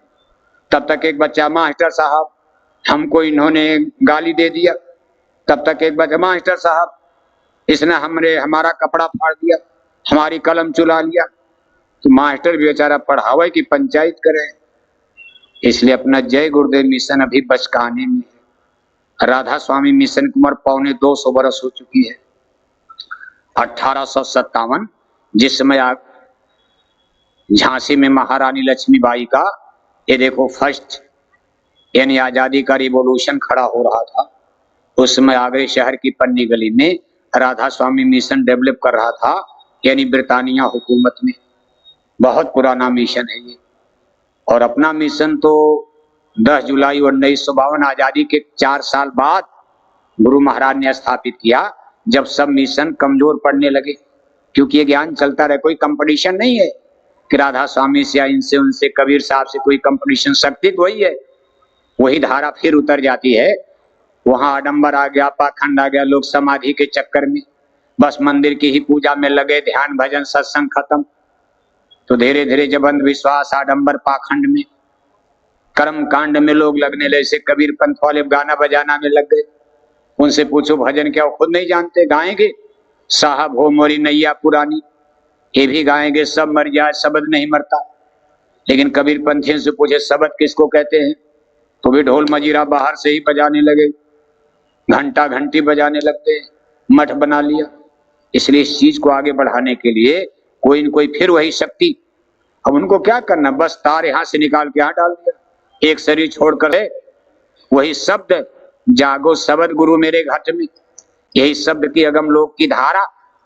जैसे बिजली का तार, एक बल्ब फूट गया दूसरे में लगा दिया, जल जाएगा। फिर दूसरा बल्ब फूट गया, तीसरा बल्ब लगा दिया, बिजली नहीं बदलेगी। बल्ब आपके ऐसे शरीर नहीं बदलेगी, शरीर बदल जाएगी, शब्द गुरु, शब्द की धारा वही रहती है। इसलिए जो राधा स्वामी, जो कबीर साहब, जो बाबा गरीबदास, जो दादू साहब, दरिया साहब, भीखा साहब, ये तो हम लोग अनजान में यहाँ डिस्ट्रीब्यूशन, अलग अलग पंथ, अलग अलग संप्रदाय, अलग अलग मजहब बनाकर अब लोग आपस में लड़ भिड़ गए, भी काल का दाव ही समझो। तो देखो आप इस मन माया के युद्ध में, लड़ाई में जीतने वाले लोगों की कितनी लंबी सूची है। अभी तो कलयुग है, जब त्रेता द्वापर में लोगों के बुरे हाल हो गए, माया ने नंगा नाच नचा दिया, एक पेश नहीं चली, इतने बड़े तपस्वी लोग। अब पराशर ऋषि का आप कहानी कथा सुनते हो, तमाम सुनते रहते हो। पराशर ऋषि बेचारे 5000 बरस तपस्या करके चले जा रहे। आगे गंगा नदी आई पार करने के लिए, उन्होंने सोचा नदी पर बैठकर नाव पर पार करें। मल्लाह बेचारा रोटी खा रहे थे, दोपहर का समय, सुनसान, गर्मी का सीजन, बिल्कुल सुन, कोई आदमी नहीं। मल्लाह रोटी खा रहे।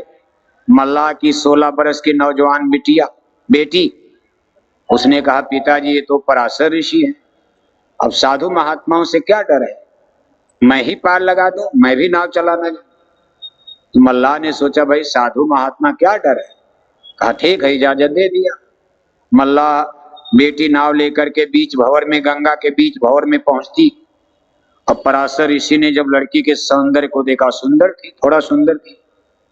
अब पराशर ऋषि के अंदर देखो गंदे विचार पैदा, वासना पैदा हो जाती। अब ऋषि थे, वासना तो नहीं कहा जा सकता, लेकिन जो भी रहा हो, जब संतों ने कह दिया भाई पराशर ऋषि के उदर अभिदार, सबको नष्ट कर दिया माया ने, तो माया का खेल हो। पराशर ऋषि ने गलत प्रस्ताव पेश कर दिया। लड़की देखो बचने का प्रयास, लड़की ही सत्संग सुना रही, लड़की उनको ज्ञान दे रही, महाराज साधु महात्माओं की दाढ़ी पर कलंक लग जाएगा, आप ये क्या कह रहे हो, मैं तो आपके विश्वास पर नाव पर बैठ गई, अगर मैं जानती कितना गंदा विचार है तो मैं कभी आपको नाव लेकर आती ही नहीं, मैं तो साधु महात्मा, आपका नाम दुनिया जानती, हस्तिनापुर नरेश आपकी पूजा करते, आपका महलों में मान सम्मान होता। भाई पराशर ऋषि बहुत नाम गाम था, आप ऐसा क्या कह रहे का। और दूसरे अगर ये गंदा काम होता है, ये गंगा मैया देख रही हैं, भगवान की अदालत में जवाब दे देंगी, अदालत गवाही दे देगी। तो पराशर ऋषि ने कहा कुछ नहीं, मैं भी गंगा मैया को अंधा बना देता। और देखो ऐसे मंत्र का पाठ किया, कि गंगा मैया का पानी बालू बन गया। बताओ, इतनी बड़ी जिसके पास तपस्या शक्ति कि पानी को बालू बना दिया, लेकिन अपने मन को नहीं संभाल पाए कि हे मन, तू ये क्या करने जा रहा है। एक साधु सन्यासी को शोभा देगा, आने वाली पीढ़ियां क्या कहेंगी। साधु महात्माओं के नाम पर कलंक लग जाएगा, लोग साधु महात्माओं का विश्वास खत्म कर देंगे। अपने मन को नहीं समझा पाए, जिसके पास इतनी बड़ी रिद्धि सिद्धि है, मार दिया मंत्र, गंगा मैया का पानी बालू बन गया। आज हमारा साइंस विज्ञान इतनी तरक्की पर है, आदमी का बना रहा जहाज चंदा मामा तक जा रहा, लेकिन आज दुनिया के वैज्ञानिक गंगा मैया के पानी को बालू नहीं बना सकते। लेकिन भारत के एक महात्मा ने पानी को बालू बना दिया, लेकिन मन की ताकत को देखो, संभाल नहीं पाए। इसके बाद फिर लड़की बचना चाहती, कहा महाराज सूर्य नारायण देख रहे हैं, वो भी तो देवता है, भगवान की अदालत में गवाही दे देंगे। उन्होंने कहा चिंता मत करो, अभी मैं सूर्य भगवान को भी अंधा बना देता। बस दूसरे मंत्र का पाठ किया, घनघोर कोहरा, इतना घनघोर कोहरा छा गया कि सामने अपनी हथेली नहीं नजर आ रही। लड़की ने तीसरा बहाना मारा, वो बार बार ऋषि को बचाना चाह रही है कि धर्म बच जाए, कर्म बच जाए, इज्जत बन जाए, मान बच जाए, सम्मान बच जाए। कह रही महाराज मैं जात की मल्लाही, मल्लाह की बेटी हूँ, दिन रात हम लोग पानी में नाव चलाते, हमारे शरीर से मछली की तरह बदबू आ रही, आपका इस सूरज की तरह से चमकता जोगी का शरीर चेहरा मेरे इस गंदे गलीज अशुद्ध शरीर को छूने के योग्य नहीं है। पराशर ऋषि ने कहा चिंता मत करो, अभी तुम्हारे शरीर से सुगंधी फैलेगी। फिर तीसरे मंत्र का प्रयोग करते हैं, उसके शरीर से सुगंध की बेश लहरें फैल जाती, और कितनी दूर तक लहरें जा रही हैं। एक जोजन माने 4 कोस होता, एक कोस में 3 किलोमीटर बैठता, बताओ 12 किलोमीटर। ऐसा मंत्र मारा कि उसके शरीर से 12 किलोमीटर तक सुगंधी बहने लगी। 12 किलोमीटर तक। कितनी सुंदर शरीर, एकदम सुगंधित शरीर। उसका नाम था मच्छोदरी मल्लाह, यानी लड़की का नाम था मच्छोदर, मल्लाह की बेटी थी। ऐसे अड़बड़ सड़बड़ नाम तो रखा ही जाता है, अब मल्लाह की बेटी का नाम क्या रहेगा। मच्छोदर मच्छोदर लोग कहते थे। सुंदर थी, लेकिन तब तो मोहित हो गए थे। ज्यादा सुंदरता भी देखो कितना खतरनाक होती। आज तमाम बच्चियों को आप देखते स्कूल कॉलेज यूनिवर्सिटी में, जो बच्चियां बहुत सुंदर होती हैं, आज उनके मर्डर हो जाते, कत्ल हो जाता। अगर एग्रीमेंट तब तो ठीक, अपनी इज्जत आबरू बचाने के चक्कर में पड़ी तो बेटियों की लाश को टुकड़े टुकड़े करके दिल्ली की सड़कों पर, कहीं सड़क के किनारे, कहीं पेड़ के नीचे, ये गिद्धों की तरह से, ये निर्मम हत्यारे। कोई दया माया आदमी के अंदर है आज? अब देखो आज उसकी देखो स्थिति यही बनती है। उसका नाम तब पड़ गया जोजन गंधा। इतिहास पढ़ते हो, मच्छोदरी का नाम पड़ गया जोजन गंधा, यानी जिसके शरीर से 1 जोजन तक सुगंधी फैलती है, उसका नाम पड़ गया जोजन गंधा।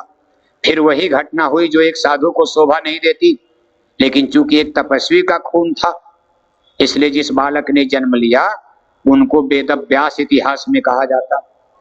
इन्होंने ही वेदों को लिपिबद्ध किया, 4 वेद। ये जन्म से ही जंगल में तपस्या करने चले गए थे वेद व्यास जी। इन्होंने महाभारत की रचना किया, इन्होंने श्रीमद् भागवत गीता का संकलन किया अपने आश्रम में ही बैठकर। नहीं तो भगवान कृष्ण और अर्जुन का संवाद तो कुरुक्षेत्र मैदान में हो रहा है, वहां कोई सुन ही नहीं रहा। लेकिन व्यास जी ने अपने आश्रम में अपने त्रिकाल दृष्टि से, त्रिकाल कानों से, अंतर्दृष्टि अंतर कान से देखा सुना और लिख दिया धर्म क्षेत्रे कुरु। यहीं से शुरुआत कर दिया, धर्म क्षेत्रे कुरुक्षेत्रे।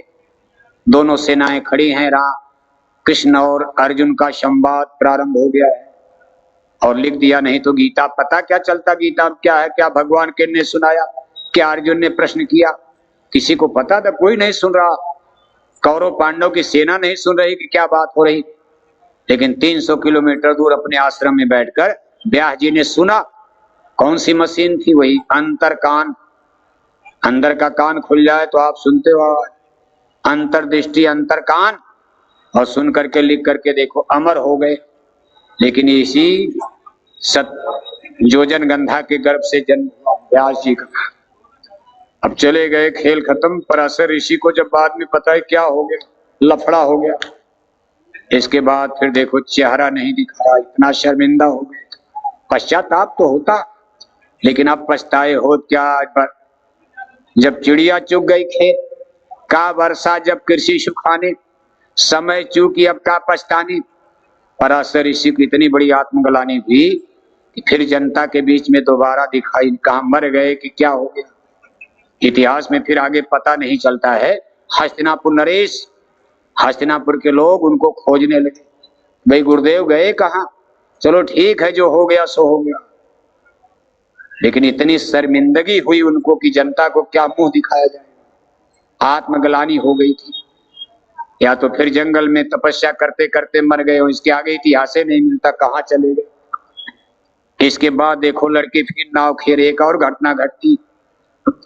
लड़की नाव चला रही है, कुछ दिन के बाद हस्तिनापुर नरेश महाराज शांतनु गंगा के किनारे शिकार खेलते जा रहे थे। उसने जब योजनगंधा को देखा तो राजा मोहित हो जाते। अब कितने सुंदर, जब जोगी साधु मोहित हो गए तो राजा होता, राजा कोई सन्यासी थे। हस्तिनापुर नरेश महाराज शांतनु योजनगंधा पर लट्टू हो जाते, शादी का प्रस्ताव रखते। लेकिन उस निषाद राज ने कहा, महाराज शादी तो मैं कर दूंगा, लेकिन मेरी बेटी से जो पुत्र पैदा होगा वही हस्तिनापुर का राजा बनेगा, मंजूर। अब यहाँ भीष्म पितामह पहले पैदा हो गए थे। राजा कहे मेरा पुत्र भीष्म इतना आज्ञाकारी, मैं कैसे अन्याय करूंगा। लेकिन भीष्म पितामह को किसी ने खबर दे दिया, ऐसा प्रस्ताव आया। भीष्म पितामह देखो धन्य है, ऐसे पुत्र अपने पिता की शादी कराने के लिए बुढ़ापे में और आजीवन ब्रह्मचर्य का उन्होंने प्रतिज्ञा कर लिया, अखंड ब्रह्मचर्य। कहा मैं प्रतिज्ञा करता हूं जीवन भर शादी नहीं करूंगा, जिससे कम से कम निषाद राज मल्लाह को यानी ये विश्वास हो जाए कि जब शादी ही नहीं, कोई पैदा ही नहीं होगा, तो हस्तिनापुर में मेरी बेटी के ही बेटे हस्तिनापुर के राजा बनेंगे, सब कुछ सिंहासन। ऐसा पुत्र बहुत बिरला कोई होगा। अपने पिता की बुढ़ापे में इच्छा पूरी करने के लिए भीष्म पितामह ने ब्रह्मचर्य का प्रतिज्ञा कर दिया, शादी नहीं किया। और अंत में देखो, लेकिन गलत काम गलत होता, चाहे कोई करेगा। देखो इसी महारानी सत्यवती शादी होती है, रानी बनकर जब हस्तिनापुर जाती हैं, अब योजनगंधा से इनका नाम पड़ गया सत्यवती। नाम बदल गए, पहले नाम मच्छोदर मल्लाह की बेटी, नाम पड़ गया योजनगंधा। पराशर ऋषि हस्तिनापुर में रानी बन गई, नाम पड़ गया महारानी सत्यवती। और इसके बाद इनके वंश में जो संतान पैदा हुई, लेकिन देखो गलत काम गलत होता। वासनाएं थी, वासनाओं के वशीभूत एक ऋषि ने अपना सर्वनाश किया। गंदे विचार, हस्तिनापुर में दो ब्लड, अच्छा खून एक तरफ पांडव रूप में और खराब खून एक तरफ कौरव रूप में जन्म लेते हैं।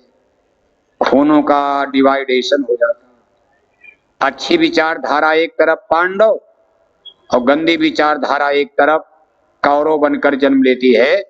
और इतिहास जानता है संसार का, कितना बड़ा कौरव पांडव के युद्ध में नुकसान हुआ है, सारी कथा आप जानते हो। कहने का मतलब यह है कि कुल मिलाकर मन और माया कितने प्रबल दुश्मन हैं। इन्हीं से आपकी लड़ाई चल रही है, अभी तो पता नहीं चल रहा, थोड़ा आगे बढ़ोगे युद्ध करना है, कैसे जीत पाओगे। ऋषि मुनि हार गए, साधु सन्यासी हार गए, जोगी जपी तपस्वी हार गए, बड़े बड़े ब्रह्मचारी हार गए, लेकिन आप युद्ध जीत जाओगे आसानी से। कहा कर्णधार सदगुरु दिहनावा, दुर्लभ साथ सुलभ कर पावा। कहा भाई मन को मारने के लिए, कहा इसी को जीतना कठिना, पढ़ो तुम इसी के पीछे, करे मत और का जतना। कहा भाई जब त्रेता द्वापर में इतने बड़े बड़े ऋषि गुनी, कहा भाई लेकिन अगर सदगुरु मिल जाए तो गुरु से प्रीत कर पहले बहुरी घट शब्द का सुनना, मान दो बात ये मेरी, करे मत और कछ जतना। कहा न रख रोजा न मर भूखा, न जा मस्जिद में कर सीधा, अनलहक नाम बरहक है, यही कलमा सुनाया कर। अगर है शौक मिलने का तो गुरु से लौ लगाया कर। लौ माने प्रेम। कहा गुरु से प्रीत कर पहले, बहुरी घट शब्द को सुनना। मान दो बात ये मेरी, करे मत और कछ जतना। न व्रत करो, न उपवास करो, कुछ मत करो, न जोग करो, न जप करो, न तप करो, न ये करो, न पूजा न पाठ, कुछ नहीं। कहे दो उपाय है, गुरु से प्रीत कर पहले, बहुरी घट शब्द को सुनना। मान दो बात ये मेरी, करे मत और कछ जतना। एक दिन रिजल्ट क्या आएगा? मन हारेगा। हार जब जाए मन तुझसे, रिजल्ट दे रहे कि निश्चय मन अगर दो काम कर लिया तो मन और माया आपके सामने घुटने टेक देंगे। इनके सीने पर चढ़कर, इनकी मुर्दा लाश पर चढ़कर ये जीव अमरलोक की तरफ आगे बढ़ता है। एक घायल मिलेंगे, जमीन पर मन माया धराशायी मिलेंगे और आप आगे निकल जाओगे। हार जब जाए मन तुझसे, चढ़ा दे सुरत को गगना। इस सूरत को गगन की तरफ ले चलो। रास्ता खाली मिल गया। दरवाजे पर माया बैठी थी। माया हार गई, गिर गई, बेहोश हो गई, घायल हो गई। कहा छोरत ग्रंथि जानी खगराया, विघन अनेक करे तब माया। अब माया ने गिर गई तो रास्ता खाली, दरवाजा खुल गया। गगन की तरफ चलो। और गगन में जब चढ़ो तो कहा प्रथमे सुनो गगन में बाजा, घंटा शंख छांट धुन बाजा। जब आप गगन की तरफ चलोगे आपको आवाज आएगी, वेव्स ऑफ साउंड है, शब्द है। इसमें से फिर घंटे और शंख की आवाज को छांटो। इससे सूरत की डोर को जोड़ो। आप धुन को सूरत से जोड़ो, नाम धुन से। शब्द की डोली नाम के जहाज में जब ये शब्द प्रकट होगा, इसमें इतनी बड़ी कशिश, मैग्नेटिक पावर, जैसे अजगर चिड़िया को खींच लेता, जैसे कोई बिजली आपको सटा खींचती, जैसे चुंबक लोहे को खींच लेता, ऐसे ये आवाज घंटे और शंख की आपको सटा खींचेगी, अपने में मिला लेगी। घंटे और शंख की आवाज पर नाम की डोली जहाज में बैठकर आप सीधे ब्रह्मांड की तरफ निकल चलो। निकल करके कहां पहुंच जाओगे? का मुदेव नयन त्रसित तन भयऊ, कुंचितवत कौशलपुर गयऊ। मोह बिलो किराम मुस्काही, बिहसत तुरत गयो मुख माही। उदर माज सुनि अंडज राया, देखो बहु ब्रह्मांड निकाया। Cotton चतुरानन गौरीशा, cotton Urgun Ravi रैनीशा। अति विचित तह लोक अनेका, रचना अमित एक तेका। प्रत ब्रह्मांड राम अवतारा, देखो बाल विनोद अपारा। जो नहीं देखा नहीं सुना, जो मन हो न समाए। उभय घड़ी मह देखिया, बरवन कवन विधि जाए। अजब तमाशा। तमाशा तो आपका देखा हुआ है, उधरेश तो आप आए हो, लेकिन बहुत युग बीत गए, बड़े मुद्दत बीत गए। आपका देश वही है। कभी अपने घर चलो। अब आपके घर से इसी सड़क से आप आए थे, कोई दूसरा रास्ता नहीं है। का नाम ही नाम रचा सब होई, नाम बिना उद्धार न हुई। नाम ही डोर सूरत चली आई, काल जाल में गई भुलाई। कभी नाम ही के डोर को पकड़कर ये अंड पिंड ब्रह्मांड, मंजिल दर मंजिल, सीढ़ी दर सीढ़ी, नीचे उतरते उतरते सब आपका देखा हुआ रास्ता है। जब उधर चलोगे तो याद आ जाएगा, अरे यहां से तो हम गए थे। मालूम पड़ेगा अभी कल गए थे। बीत तो गया कई युग, कई महाप्रलय हो गई, लेकिन आपको लगेगा अभी कल ही गए। सब पीछे का भूल जाएगा। सब दुख, सारे सुख दुख, इस संसार का, नरकों का, जन्म मरण का, गाय बैल कुत्ता बिल्ला का, ये सब आधा ब्याधा खत्म। कभी उधर जब चलोगे लगेगा वाह कितनी शीतलता, कितनी ठंडक। और कहा उस मुकाम पर पहुंच जाओगे, इसी घंटे शंख की आवाज को, शब्द की डोली नाम के जहाज में भाई। इधर जो लोग बजाते हैं, यहाँ भी घंटे घंटी बजते हैं। आप देखते हो मंदिर में, देवालय में, शिवालय में, हिंदू लोग बजाते हैं, सब लोग बजाते हैं। यहाँ तो लोहे पीतल का भगवान का देवालय, शिवालय, ईंट गारे का, लोहे सीमेंट का बनाकर घंटा घंटी टांग दिया। सुबह सुबह नहा धोकर पुजारी लोग तिलक टीका लगा कर गए मंदिर में। लोहे पीतल का घंटा टंगा है दरवाजे पर, बस टन टन टन टन घंटी घंटा बजाए जा रहे, और 1-1 किलो मछली खाए जा रहे। और नकली में सब काम नकली होगा। नकली घंटा बजाना है तो मछली भी खाना है। अखंड रामायण पढ़े जा रहे, हरे रामा हरे कृष्णा कीर्तन गाए जा रहे, चंदन तिलक टीका लगाए जा रहे और 1-1 किलो अंडा खाए जा रहे, 10-10 बोतल दारू शराब उड़ाए जा रहे हैं। ये तो सब काम नकली फर्जी है। इसलिए इसको अंधविश्वास आडंबर पाखंड में जोड़ा गया। इसमें न शाश्वत है, न सनातन है, न सत्य है, न सच्चा धर्म है, न सच्चा कर्म है, न इसमें सच्चा मानवता है, न सच्चा मनुष्यता है। जहां हिंसा हत्या आ गई वहां धर्म होता ही नहीं है। सत्य हिंसा परमो धर्म। धर्म तो सत्य और अहिंसा का नाम है। धर्म के फंडामेंटल प्रिंसिपल, धर्म के मूल सिद्धांत में सत्य और अहिंसा आता। सत्य और अहिंसा को हिंदुओं ने छोड़ दिया, दीन और ईमान को मुसलमानों ने छोड़ दिया। आप सत्य हिंसा कहते हो, मुसलमान उसको रहम और ईमान कहते। बात फर्क कुछ नहीं। मुसल्लम ईमान रहमान मुसलमान कहा जाता है। मुसल्लम ईमान माने सत्य, रहम माने दया अहिंसा। कभी तौहीद नमाज ज़कात रोजा हज, दीन ईमान इस्लाम के 5 वसूल बताए गए। अल्लाह ताला खुदा रब्बुल आलमीन का हुक्म आया, ए मुसलमान तू मेरी रूहों पर रहम करना तो मैं तुम पर रहमान बन जाऊंगा। लेकिन अभी मुसलमानों को सुनाने का समय नहीं आया। अभी तो भारत के हिंदुओं को सुनाया जा रहा है। अभी तो हिंदू ही सुनने को तैयार नहीं है। क्यों? कि भारत में 80% हिंदू रहते, मुसलमान भाई तो केवल 14% रहते और सभी धर्मों के लोगों की संख्या केवल 8% बनती।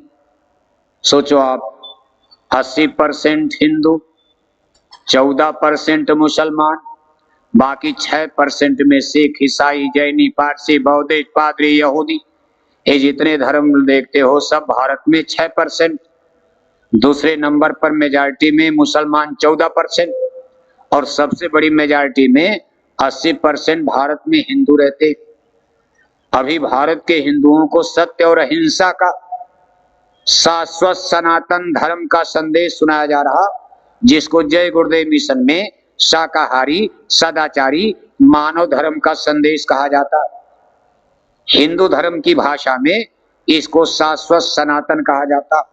सनातन की बात तो भारत में अब कई लोग करने लगे गुरु महाराज की नकल करके, लेकिन सनातन का मतलब होता है एक। सनातन दो नहीं होता। जैसे सूरज सनातन है, जितना हिंदू को रोशनी वही मुसलमान को रोशनी, जितना भारत में रोशनी उतना पाकिस्तान में रोशनी, गरीब के घर में रोशनी अमीर के घर में वही रोशनी। सूरज जैसा सतयुग में वैसा त्रेता में, वही द्वापर और कलयुग में। सूरज अपना रूप नहीं बदला, रंग नहीं बदला, अपना कर्म धर्म नहीं बदला। ऐसे सनातन धर्म उस समय का धर्म है जब मानव सृष्टि बनी और यहाँ ईश्वर ने मनुष्य को जन्म दिया। उस समय केवल 2 जातियां प्रभु ने बनाई थी, एक औरत बनाया एक मर्द बनाया, एक औरत एक मर्द। बाकी तो सब आप बखेड़ा खड़ा कर ले गए मन और माया के देश में। नाना प्रकार की जाति धर्म बनते बिगड़ते चले गए, लेकिन ईश्वर की तरफ से केवल 2 जातियां बनाई गई, एक औरत एक, क्यों बाबू साहब, एक औरत एक, जोर से बोलिए, एक औरत एक मर्द। और ऐसा डिवाइडेशन है नेचुरली, इसको कोई मिक्सचर भी नहीं कर सकता। बाकी सारी जातियां भारत में मिटा दो एक हो जाएंगी, सारे धर्म मिटा दो सब एक हो जाएंगे। लेकिन औरत और मर्द का डिवाइडेशन डिस्ट्रीब्यूशन स्वयं नेचर प्रकृति कुदरत भगवान ने किया। अब कोई कहे औरत मर्द भी मिक्सचर कर दिया जाए, एक कर दिया जाए, इट इज इम्पॉसिबल। क्योंकि प्रभु ने बनाया तो उनके काम को आदमी क्या कर पाएगा। उन्होंने किसी मकसद से बनाया। कुछ काम दुनिया में ऐसा है जिसको पुरुष कर लेंगे स्त्री नहीं कर पाएगी, और कुछ काम भगवान की दुनिया में ऐसा है जिसको स्त्री कर लेगी पुरुष नहीं कर पाएगा। तो अपनी सृष्टि को चलाने के लिए स्वयं उस परमेश्वर ने रचनाकार ने 2 जातियां बना दिया, औरत और मर्द। इसमें अगर आदमी हस्तक्षेप करेगा तो मारा जाएगा, इसमें अगर कोई आगे आएगा तो रावण की तरह से मारा जाएगा। ईश्वर उससे सख्त नाराज हो जाएंगे। इसलिए अपने अपने काम में सब लोग लगे रहे। लेकिन ऊपर चलोगे तो कोई जेंडर भेद नहीं है। का फिर जब मानुष देह बनाई, इसमें जीवन को बैठाई। जब उनको इसमें जीवों को उतारना पड़ा तो मनुष्य शरीर का पहले तो उतारा। का एक जीव एक ब्रह्म कहावत, ब्रह्म से इनका प्रकटीकरण हुआ। जन्म तो सतलोक में हुआ, लेकिन ये ब्रह्म के हाथ में हम लोग आ गए। क्यों आ गए? मांग लिया। ब्रह्म माने निरंजन प्रभु ने मांग लिया, भगवान निरंजन ने, और इसका जवाब संतों ने आकर दिया, स्वयं मालिक ने दिया। सतपुरुष भगवान ने जब संत अवतार धारण किया तो जवाब दिया। कहा भाई रचना कैसे होगी? कहा काल किया हम सेवा भारी, सेवा बस हम कछ न विचारी। उसने तुमको मांगा हमसे, सौंप दिया हम सेवा बस में। काल लाए तन मन में घेरा, दुख पाए तुम बहुत घनेरा। तुमको दुख में देखा जब ही, मौज उठी हम आए तब ही। आय किया हम शब्द उपदेशा, शब्द माहे तुम करो प्रवेशा। शब्द शब्द पौढ़ी हम रची, चढ़ चढ़ पहुंचो नगरी सच्ची। का हमने इंतजाम कर दिया। इन्होंने तो हमको कन्विंस किया कि आप इनको छोड़ दीजिए, हमारे हवाले कर दीजिए। रचना रचूं और मैं न्यारी, ये रचना में लगे न प्यारी। आपका देश सतलोक सादा सादा हमको अच्छा नहीं लगता। हम कोई रंग बिरंगा देश और इन आत्माओं को ले जाना चाहते हैं। आप इनको हमारे हवाले करके राज अलग कर दीजिए। लेकिन हमने सीढ़ी बना दिया, हमने रास्ता कायम कर दिया। काम इनको एकदम अलग नहीं करेंगे, दे रहे हैं जब तक ये चाहे रहें फिर आ जाए। इसके बाद ये ले आए, और जब तन का पिजड़ा बनाया, मन का तन मन का पिजड़ा बनाया, फिर जब मानुष देह बनाई, इनमें जीवन को बैठाई, एक एक जीव को निकाला। ऐसा लगा कि जैसे इन्होंने ही पैदा कर दिया, लेकिन इनके पास तो बक्सा था। जैसे अटैची मिल गई, इनको सुरतों का भंडार मिल गया। अब इसी में से इन्होंने निकालना शुरू किया और यहाँ शरीर बना दिया। पहले तो ऐसे भेजा, सुरतें देखा देखी, नहीं नहीं यहाँ ठीक नहीं, चलो। का चौथा फस सतलोक तो जीव भूल ही गया। सुरतों ने अपने देश को भूल दिया और इसी देश को अपना मान लिया, अपना पिता अपना स्वामी सब ही। कहा भाई हमारे ब्रह्म, कहा भाई एको ब्रह्म एक द्वितीय नास्ति। कहा हम ब्रह्मास्मि, मेरे ऊपर कोई है ही नहीं है, ब्रह्म एक द्वितीय नास्ति। इसका भेद वेदों ने बताया, वेद भी इन्हीं का है। वेदों का ज्ञान भी ब्रह्मवाणी, वेदवाणी इसी काल पुरुष की रचना है। और अपने सबसे बड़े पुत्र ब्रह्मा के द्वारा इन्होंने दाव खेला। कहा वेद मिले ब्रह्मा को आई, देख वेद ब्रह्मा हर्षाई। बड़े प्रसन्न हो गए, वेदों का ज्ञान मिल गया। किसको मिला? काल ब्रह्म पुरुष के सबसे बड़े पुत्र ब्रह्मा जब मृत्यु लोक में मनुष्य शरीर में अवतार हुआ और उन्होंने हुक्म दिया अष्टांगी देवी ने, माता ने, कि भाई ये ज्ञान जल्दी वहां लोगों को सुना दो कि ये कर्मों के कानून, सब कर्म कांड, ज्ञान कांड, ये कांड वह कांड बन गया। अब यहाँ ये लोग फंसेंगे, फंसाए जाएंगे। ब्रह्मा जी ने स्कूल लगाया, इसलिए भगवान ब्रह्मा को आदि गुरु कहा जाता है। जब तक जीव प्रकाश में थे मास्टर की क्या जरूरत? हम सबको अंग्रेजी आती, अंग्रेजी के मास्टर की स्कूल की कोई जरूरत है? सारी जीवाएं ज्ञान में, सतयुग सब जोगी विज्ञानी, सबकी दिव्य दृष्टि खुली है, देख रहे हैं। स्वर्ग नरक का गाना गाने की किसी को क्या जरूरत? सब देख रहे, आ रहे जा रहे, आ रहे जा रहे। लेकिन जब यहाँ फंसा दिया, अज्ञान अंधकार छा गया, कोहरा बादल, तब भगवान ब्रह्मा ने दाव खेला, ये भी काल का दाव। कब स्कूल लगाओ, इनको ज्ञान दो। भगवान ब्रह्मा ने पहला स्कूल खोला। इस स्कूल में जो पहली बार लोग पढ़ने गए मानव जाति में, उनको ब्रह्म ज्ञानी, ब्रह्म, यहीं से ब्राह्मणों की उत्पत्ति हुई। मानव जाति का देखो बंटवारा कर दिया। भगवान ने दो जातियां बनाई, शुरू में औरत और मर्द है। अब यहाँ देखो फिर आदमी को बांटा जा रहा, कितनी चालाकी से। पहला स्कूल में जो लोग पढ़े, जो ब्रह्म ज्ञान, क्योंकि भगवान ब्रह्मा अब मृत्यु छोड़ करके अपने देश ब्रह्मपुरी माता का आदेश आ गया, जल्दी आ जाओ और खेल आगे करना है। तो ब्रह्मा ने स्कूल में जिन लोगों को पढ़ाया, ज्ञान दिया वेदों का, इनको ब्रह्म ज्ञानी ब्राह्मण। इसलिए लोग कहते हैं कि ब्राह्मण लोग भगवान ब्रह्मा के मुंह से पैदा हुए। इस पर तमाम कमेंट होते। मुंह का मतलब ज्ञान, भगवान ब्रह्मा ने वाणी सुनाई।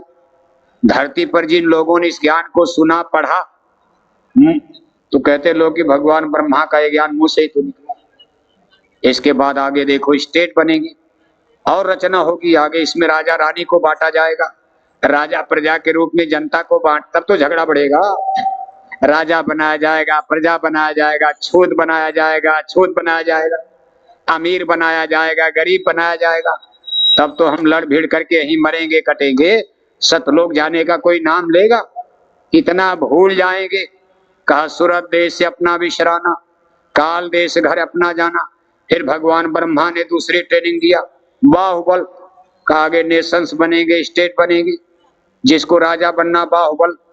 तो लोग कहते क्षत्रियों का जन्म भगवान ब्रह्मा की भुजाओं से हुआ। भुजा से नहीं, उन्होंने बाहुबल दी, अपनी शक्ति जिन लोगों में उतार दिया उनके अंदर देखो ऐसी पावर आ गई, राज भोग, डीएनए ही बदल गया। इसको कहते हैं गुणों पर। भगवान के ने भी ये बात कही है, हे अर्जुन, मैंने ही गुण और कर्म के अनुसार मानव जाति को 4 भाग में बांट दिया। मैंने बांटा।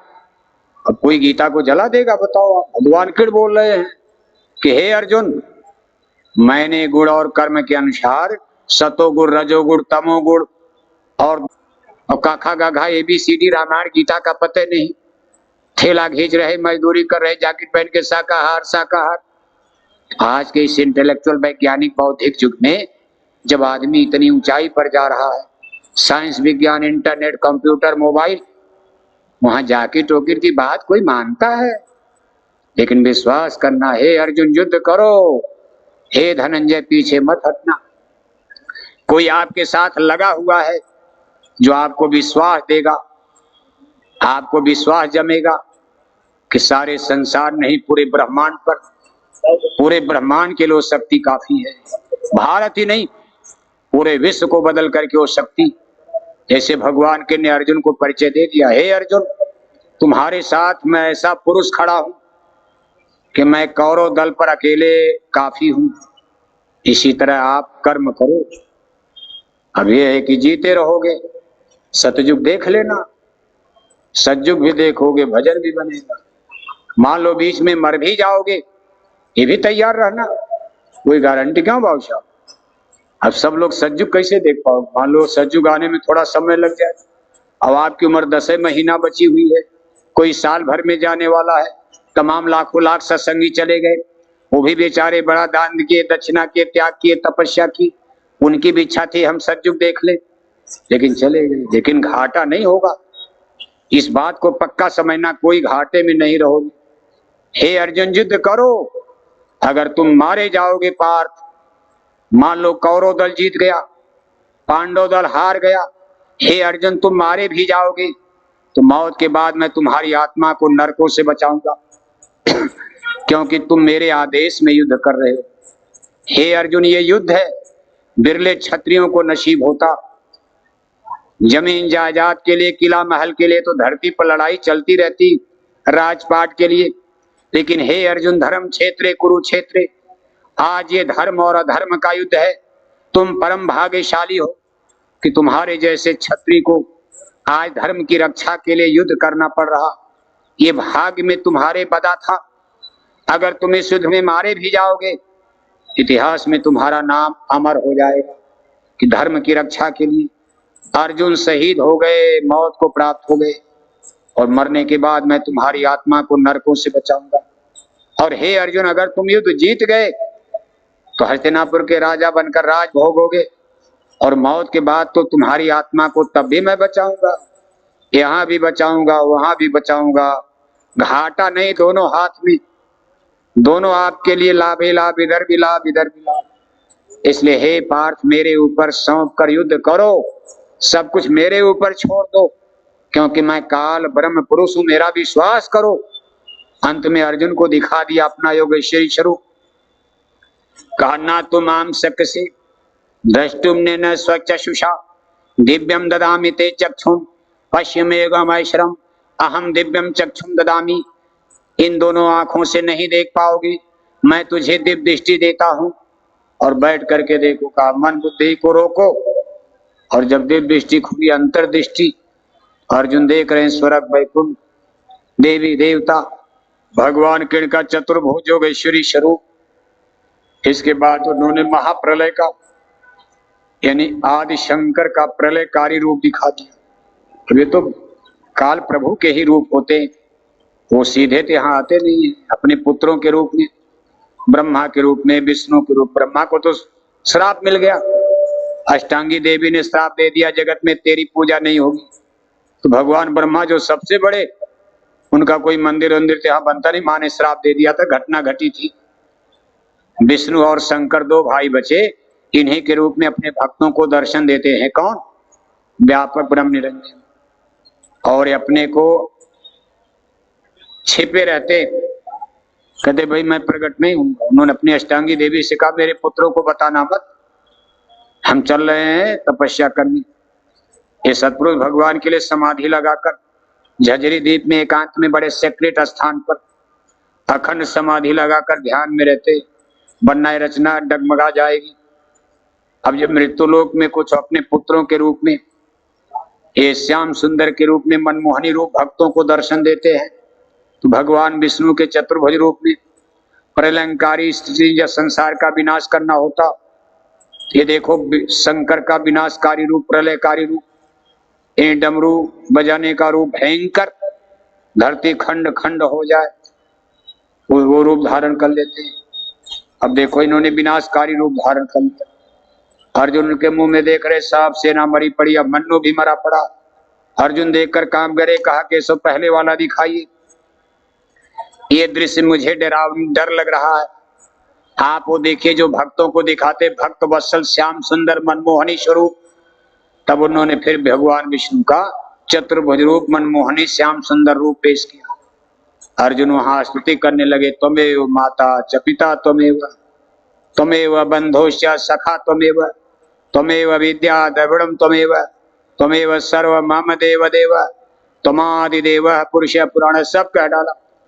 कहे केशव आज तक मैं समझता था आप मेरे सखा हो, रिश्तेदार हो, मित्र हो, ग्वाला हो, यादव हो, ये हो वो हो, लेकिन हे केशव मैं ये नहीं जानता था कि आप इतनी बड़ी ताकत लेकर जगत में आए हो। आज मैं समझ गया, त्वमेव माता, आप माता हो, पिता हो, वेद हो, सब कुछ हो। त्वमेव सर्वमम देव देव, आप देवों के देव, आदि देव हो। त्वमादि देव पुरुष पुराण, हे केशव आप सब कुछ हो, मैं आपको नमन करता हूँ, वंदन करता हूँ। तब भगवान के ने कहा प्रणाम तो हो गया, आप गांडे उठाओ। हे अर्जुन युद्ध करो, मैं ये चाहता हूँ युद्ध करो। हे पार्थ बढ़ता पाप जब जब, ग्लानि होती धर्म की, पड़ती जरूरत है मुझे निज जन्म लेकर कर्म की। जिस अभिप्राय के लिए मैंने जन्म लिया है उस लक्ष्य को पूरा करो, और इसके लिए मैंने आपको चुन लिया है। गांडे उठाओ, इनको मारो जो मेरे मुंह में मरे पड़े हैं। कम से कम देखने में लगे कि अर्जुन ने मार डाला। मर तो गए, अर्जुन ने देखा भी भगवान कृष्ण के मुंह में सब मरे पड़े थे।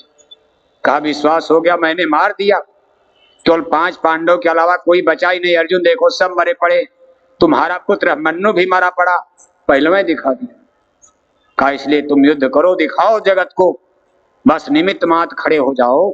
इसलिए प्रेमी भाई बहनों, आपके पीछे कोई शक्ति खड़ी है, इसलिए जैकेट पहनकर बस केवल घूमते रहो। ज्यादा बोझा ओझा मत लादा करो, बहुत टेंशन भी मत लिया करो, कोई बड़ी जल्दी नहीं है। बस कछुआ चाल में सनई सनई, धीरे धीरे धीरे धीरे। जल्दी का काम शैतान का और देर का काम रहमान का। धीरे धीरे होगा, स्थिर होगा, परमानेंट होगा। अपने परमार्थ का कहीं भाग दौड़ में नुकसान मत कर लेना।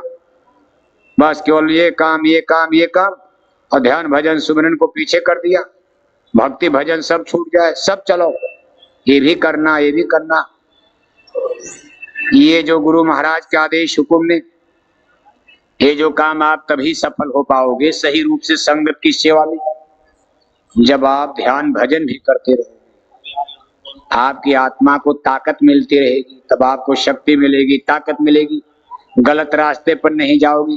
सुबह ध्यान भजन करके जाओगे, कहीं झगड़ा नहीं होगा, न किसी सत्संगी से झगड़ा होगा, न किसी दुनियादार से झगड़ा होगा, माला पूजा किया नहीं, जैकेट पहन के प्रचार में चले गए, सत्संगियों से ही झगड़ा कर लिया, कहीं गांव में झगड़ा कर लिया, गए थे आप क्या करने, उल्टा काम करके चले आते हो। इसलिए बचेगा वही जो शब्द से लौ लगाएगा। भजन किया करो, माला पूजा जरूरी है। सुबह उठकर पहला बंदन करो, अपने प्रभु के चरणों में ध्यान करो, प्रणाम करो कि हे प्रभु आज मेरा दिन अच्छे से बीते, कहीं रगड़ा न हो, कहीं झगड़ा न हो। सब आपको करना, भक्ति भी करनी है, सेवा भी करनी है और भजन भी करना। इसलिए प्रेमी भाई बहनों, अब देखो दिन डूबने वाला और कल प्रातः काल जल्दी आपको उठना है। कल नए लोग तमाम आए हैं, आप लाए भी हो। अभी देखो पूज्य महाराज जी ने कितनी मेहनत किया, तमाम जिलों में, तमाम प्रांतों में तमाम नए लोग भी आए, कुछ प्रेरित होकर नए लोगों को आप भी लाए हो कि भाई चलो भगवान के भजन का सच्चा रास्ता मिल जाएगा, हमारी भी आत्मा का कल्याण हो जाएगा। तो देखो गर्मी का समय है, कल सुबह थोड़ा नहा धोकर 6 बजे के पहले मैदान में आकर जो जिनको नामदान लेना, बाकी और लोग नहाएंगे नहीं नहाएंगे बात अलग, सब नहाने लगोगे तब तो पानी खत्म कर दोगे आप। इसलिए जिन लोगों को नामदान लेना वही, और मान लो कोई बुखार उखार है तो बस केवल कपड़ा बदल लेना, ऐसे पोंछ देना शरीर, तब 10 बाल्टी मत नहाना। बुखार उखार है तो बस एक कपड़ा भिगो कर पोंछ लेना और कपड़ा बदल देना, क्योंकि नामदान एक बहुत बड़ी चीज है। पवित्र मन से, पवित्र शरीर से आकर मैदान में समय से बैठ जाना और इस अमूल्य दौलत को प्राप्त करना। अपने अपने टेंट राउटी में केवल एक एक आदमी छोड़ना, सब लोग मैदान में आना और हाथ में सबके जय गुरुदेव नाम का झंडा। सब लोग हर बार झंडा लेकर आते हो तो सबके हाथ में झंडा भी रहे। झंडा मिलेगा खरीद लेना, तमाम पेड़ है, थोड़ी सी छोटी सी लकड़ी ऐसे डालकर, कोई 10 फुट की नहीं, बस छोटी छोटी, किसी की आंख में चोट न लगे। अभी नहीं किसी आंख में चोट लग जाए आपके झंडे से, या कोई किसी को दिक्कत हो जाए तो उसको लकड़ी में ऐसे रख करके आप सब लोग मैदान में कल अपना दर्शन दीजिएगा और दर्शन पूज्य महाराज जी का कीजिएगा और नए लोगों को आप आगे बैठाइएगा, उनको सावधान कीजिएगा। आपको नामदान, ये भगवान के भजन का मार्ग रास्ता मिलने जा रहा। अब सेवा भेंट आपको दान दक्षिणा देनी है, झोली रजिस्टर आपके बीच में चल रहा है, सब लोग इसमें सेवा डालकर ही जाएंगे। बिना सेवा दिए कथा सुनते हो तो दक्षिणा जरूर नहीं, कोई कथा का लाभ मिलेगा नहीं, इतनी देर कथा सुने कोई फल नहीं मिलेगा। अगर आपने दक्षिणा नहीं दिया, एक नए पैसे का लाभ मिलेगा नहीं। समय तो दिया, समय का दान किया, लेकिन दक्षिणा नहीं दिया और जाकर कभी 100 रुपया की कचौड़ी जलेबी खा जाओगे और गुरु महाराज की दक्षिणा के नाम पर आप खाली जा रहे हो, भाग रहे हो। सब लोग गुरु महाराज की पावन झोली में, वरदानी झोली में, ये अपनी दक्षिणा, आज के सत्संग की सेवा जिसको गुरु की सेवा कहा जाता और गायों की सेवा के लिए रजिस्टर है, अपनी अपनी दक्षिणा देकर ही सब लोग जाओ अपने अपने टेंट राउटी में आराम से ध्यान भजन करना और सुबह जब घंटी बजे आप इस मैदान में उपस्थित होने की कोशिश करना। बोलो जय गुरुदेव, गुरुदेव जय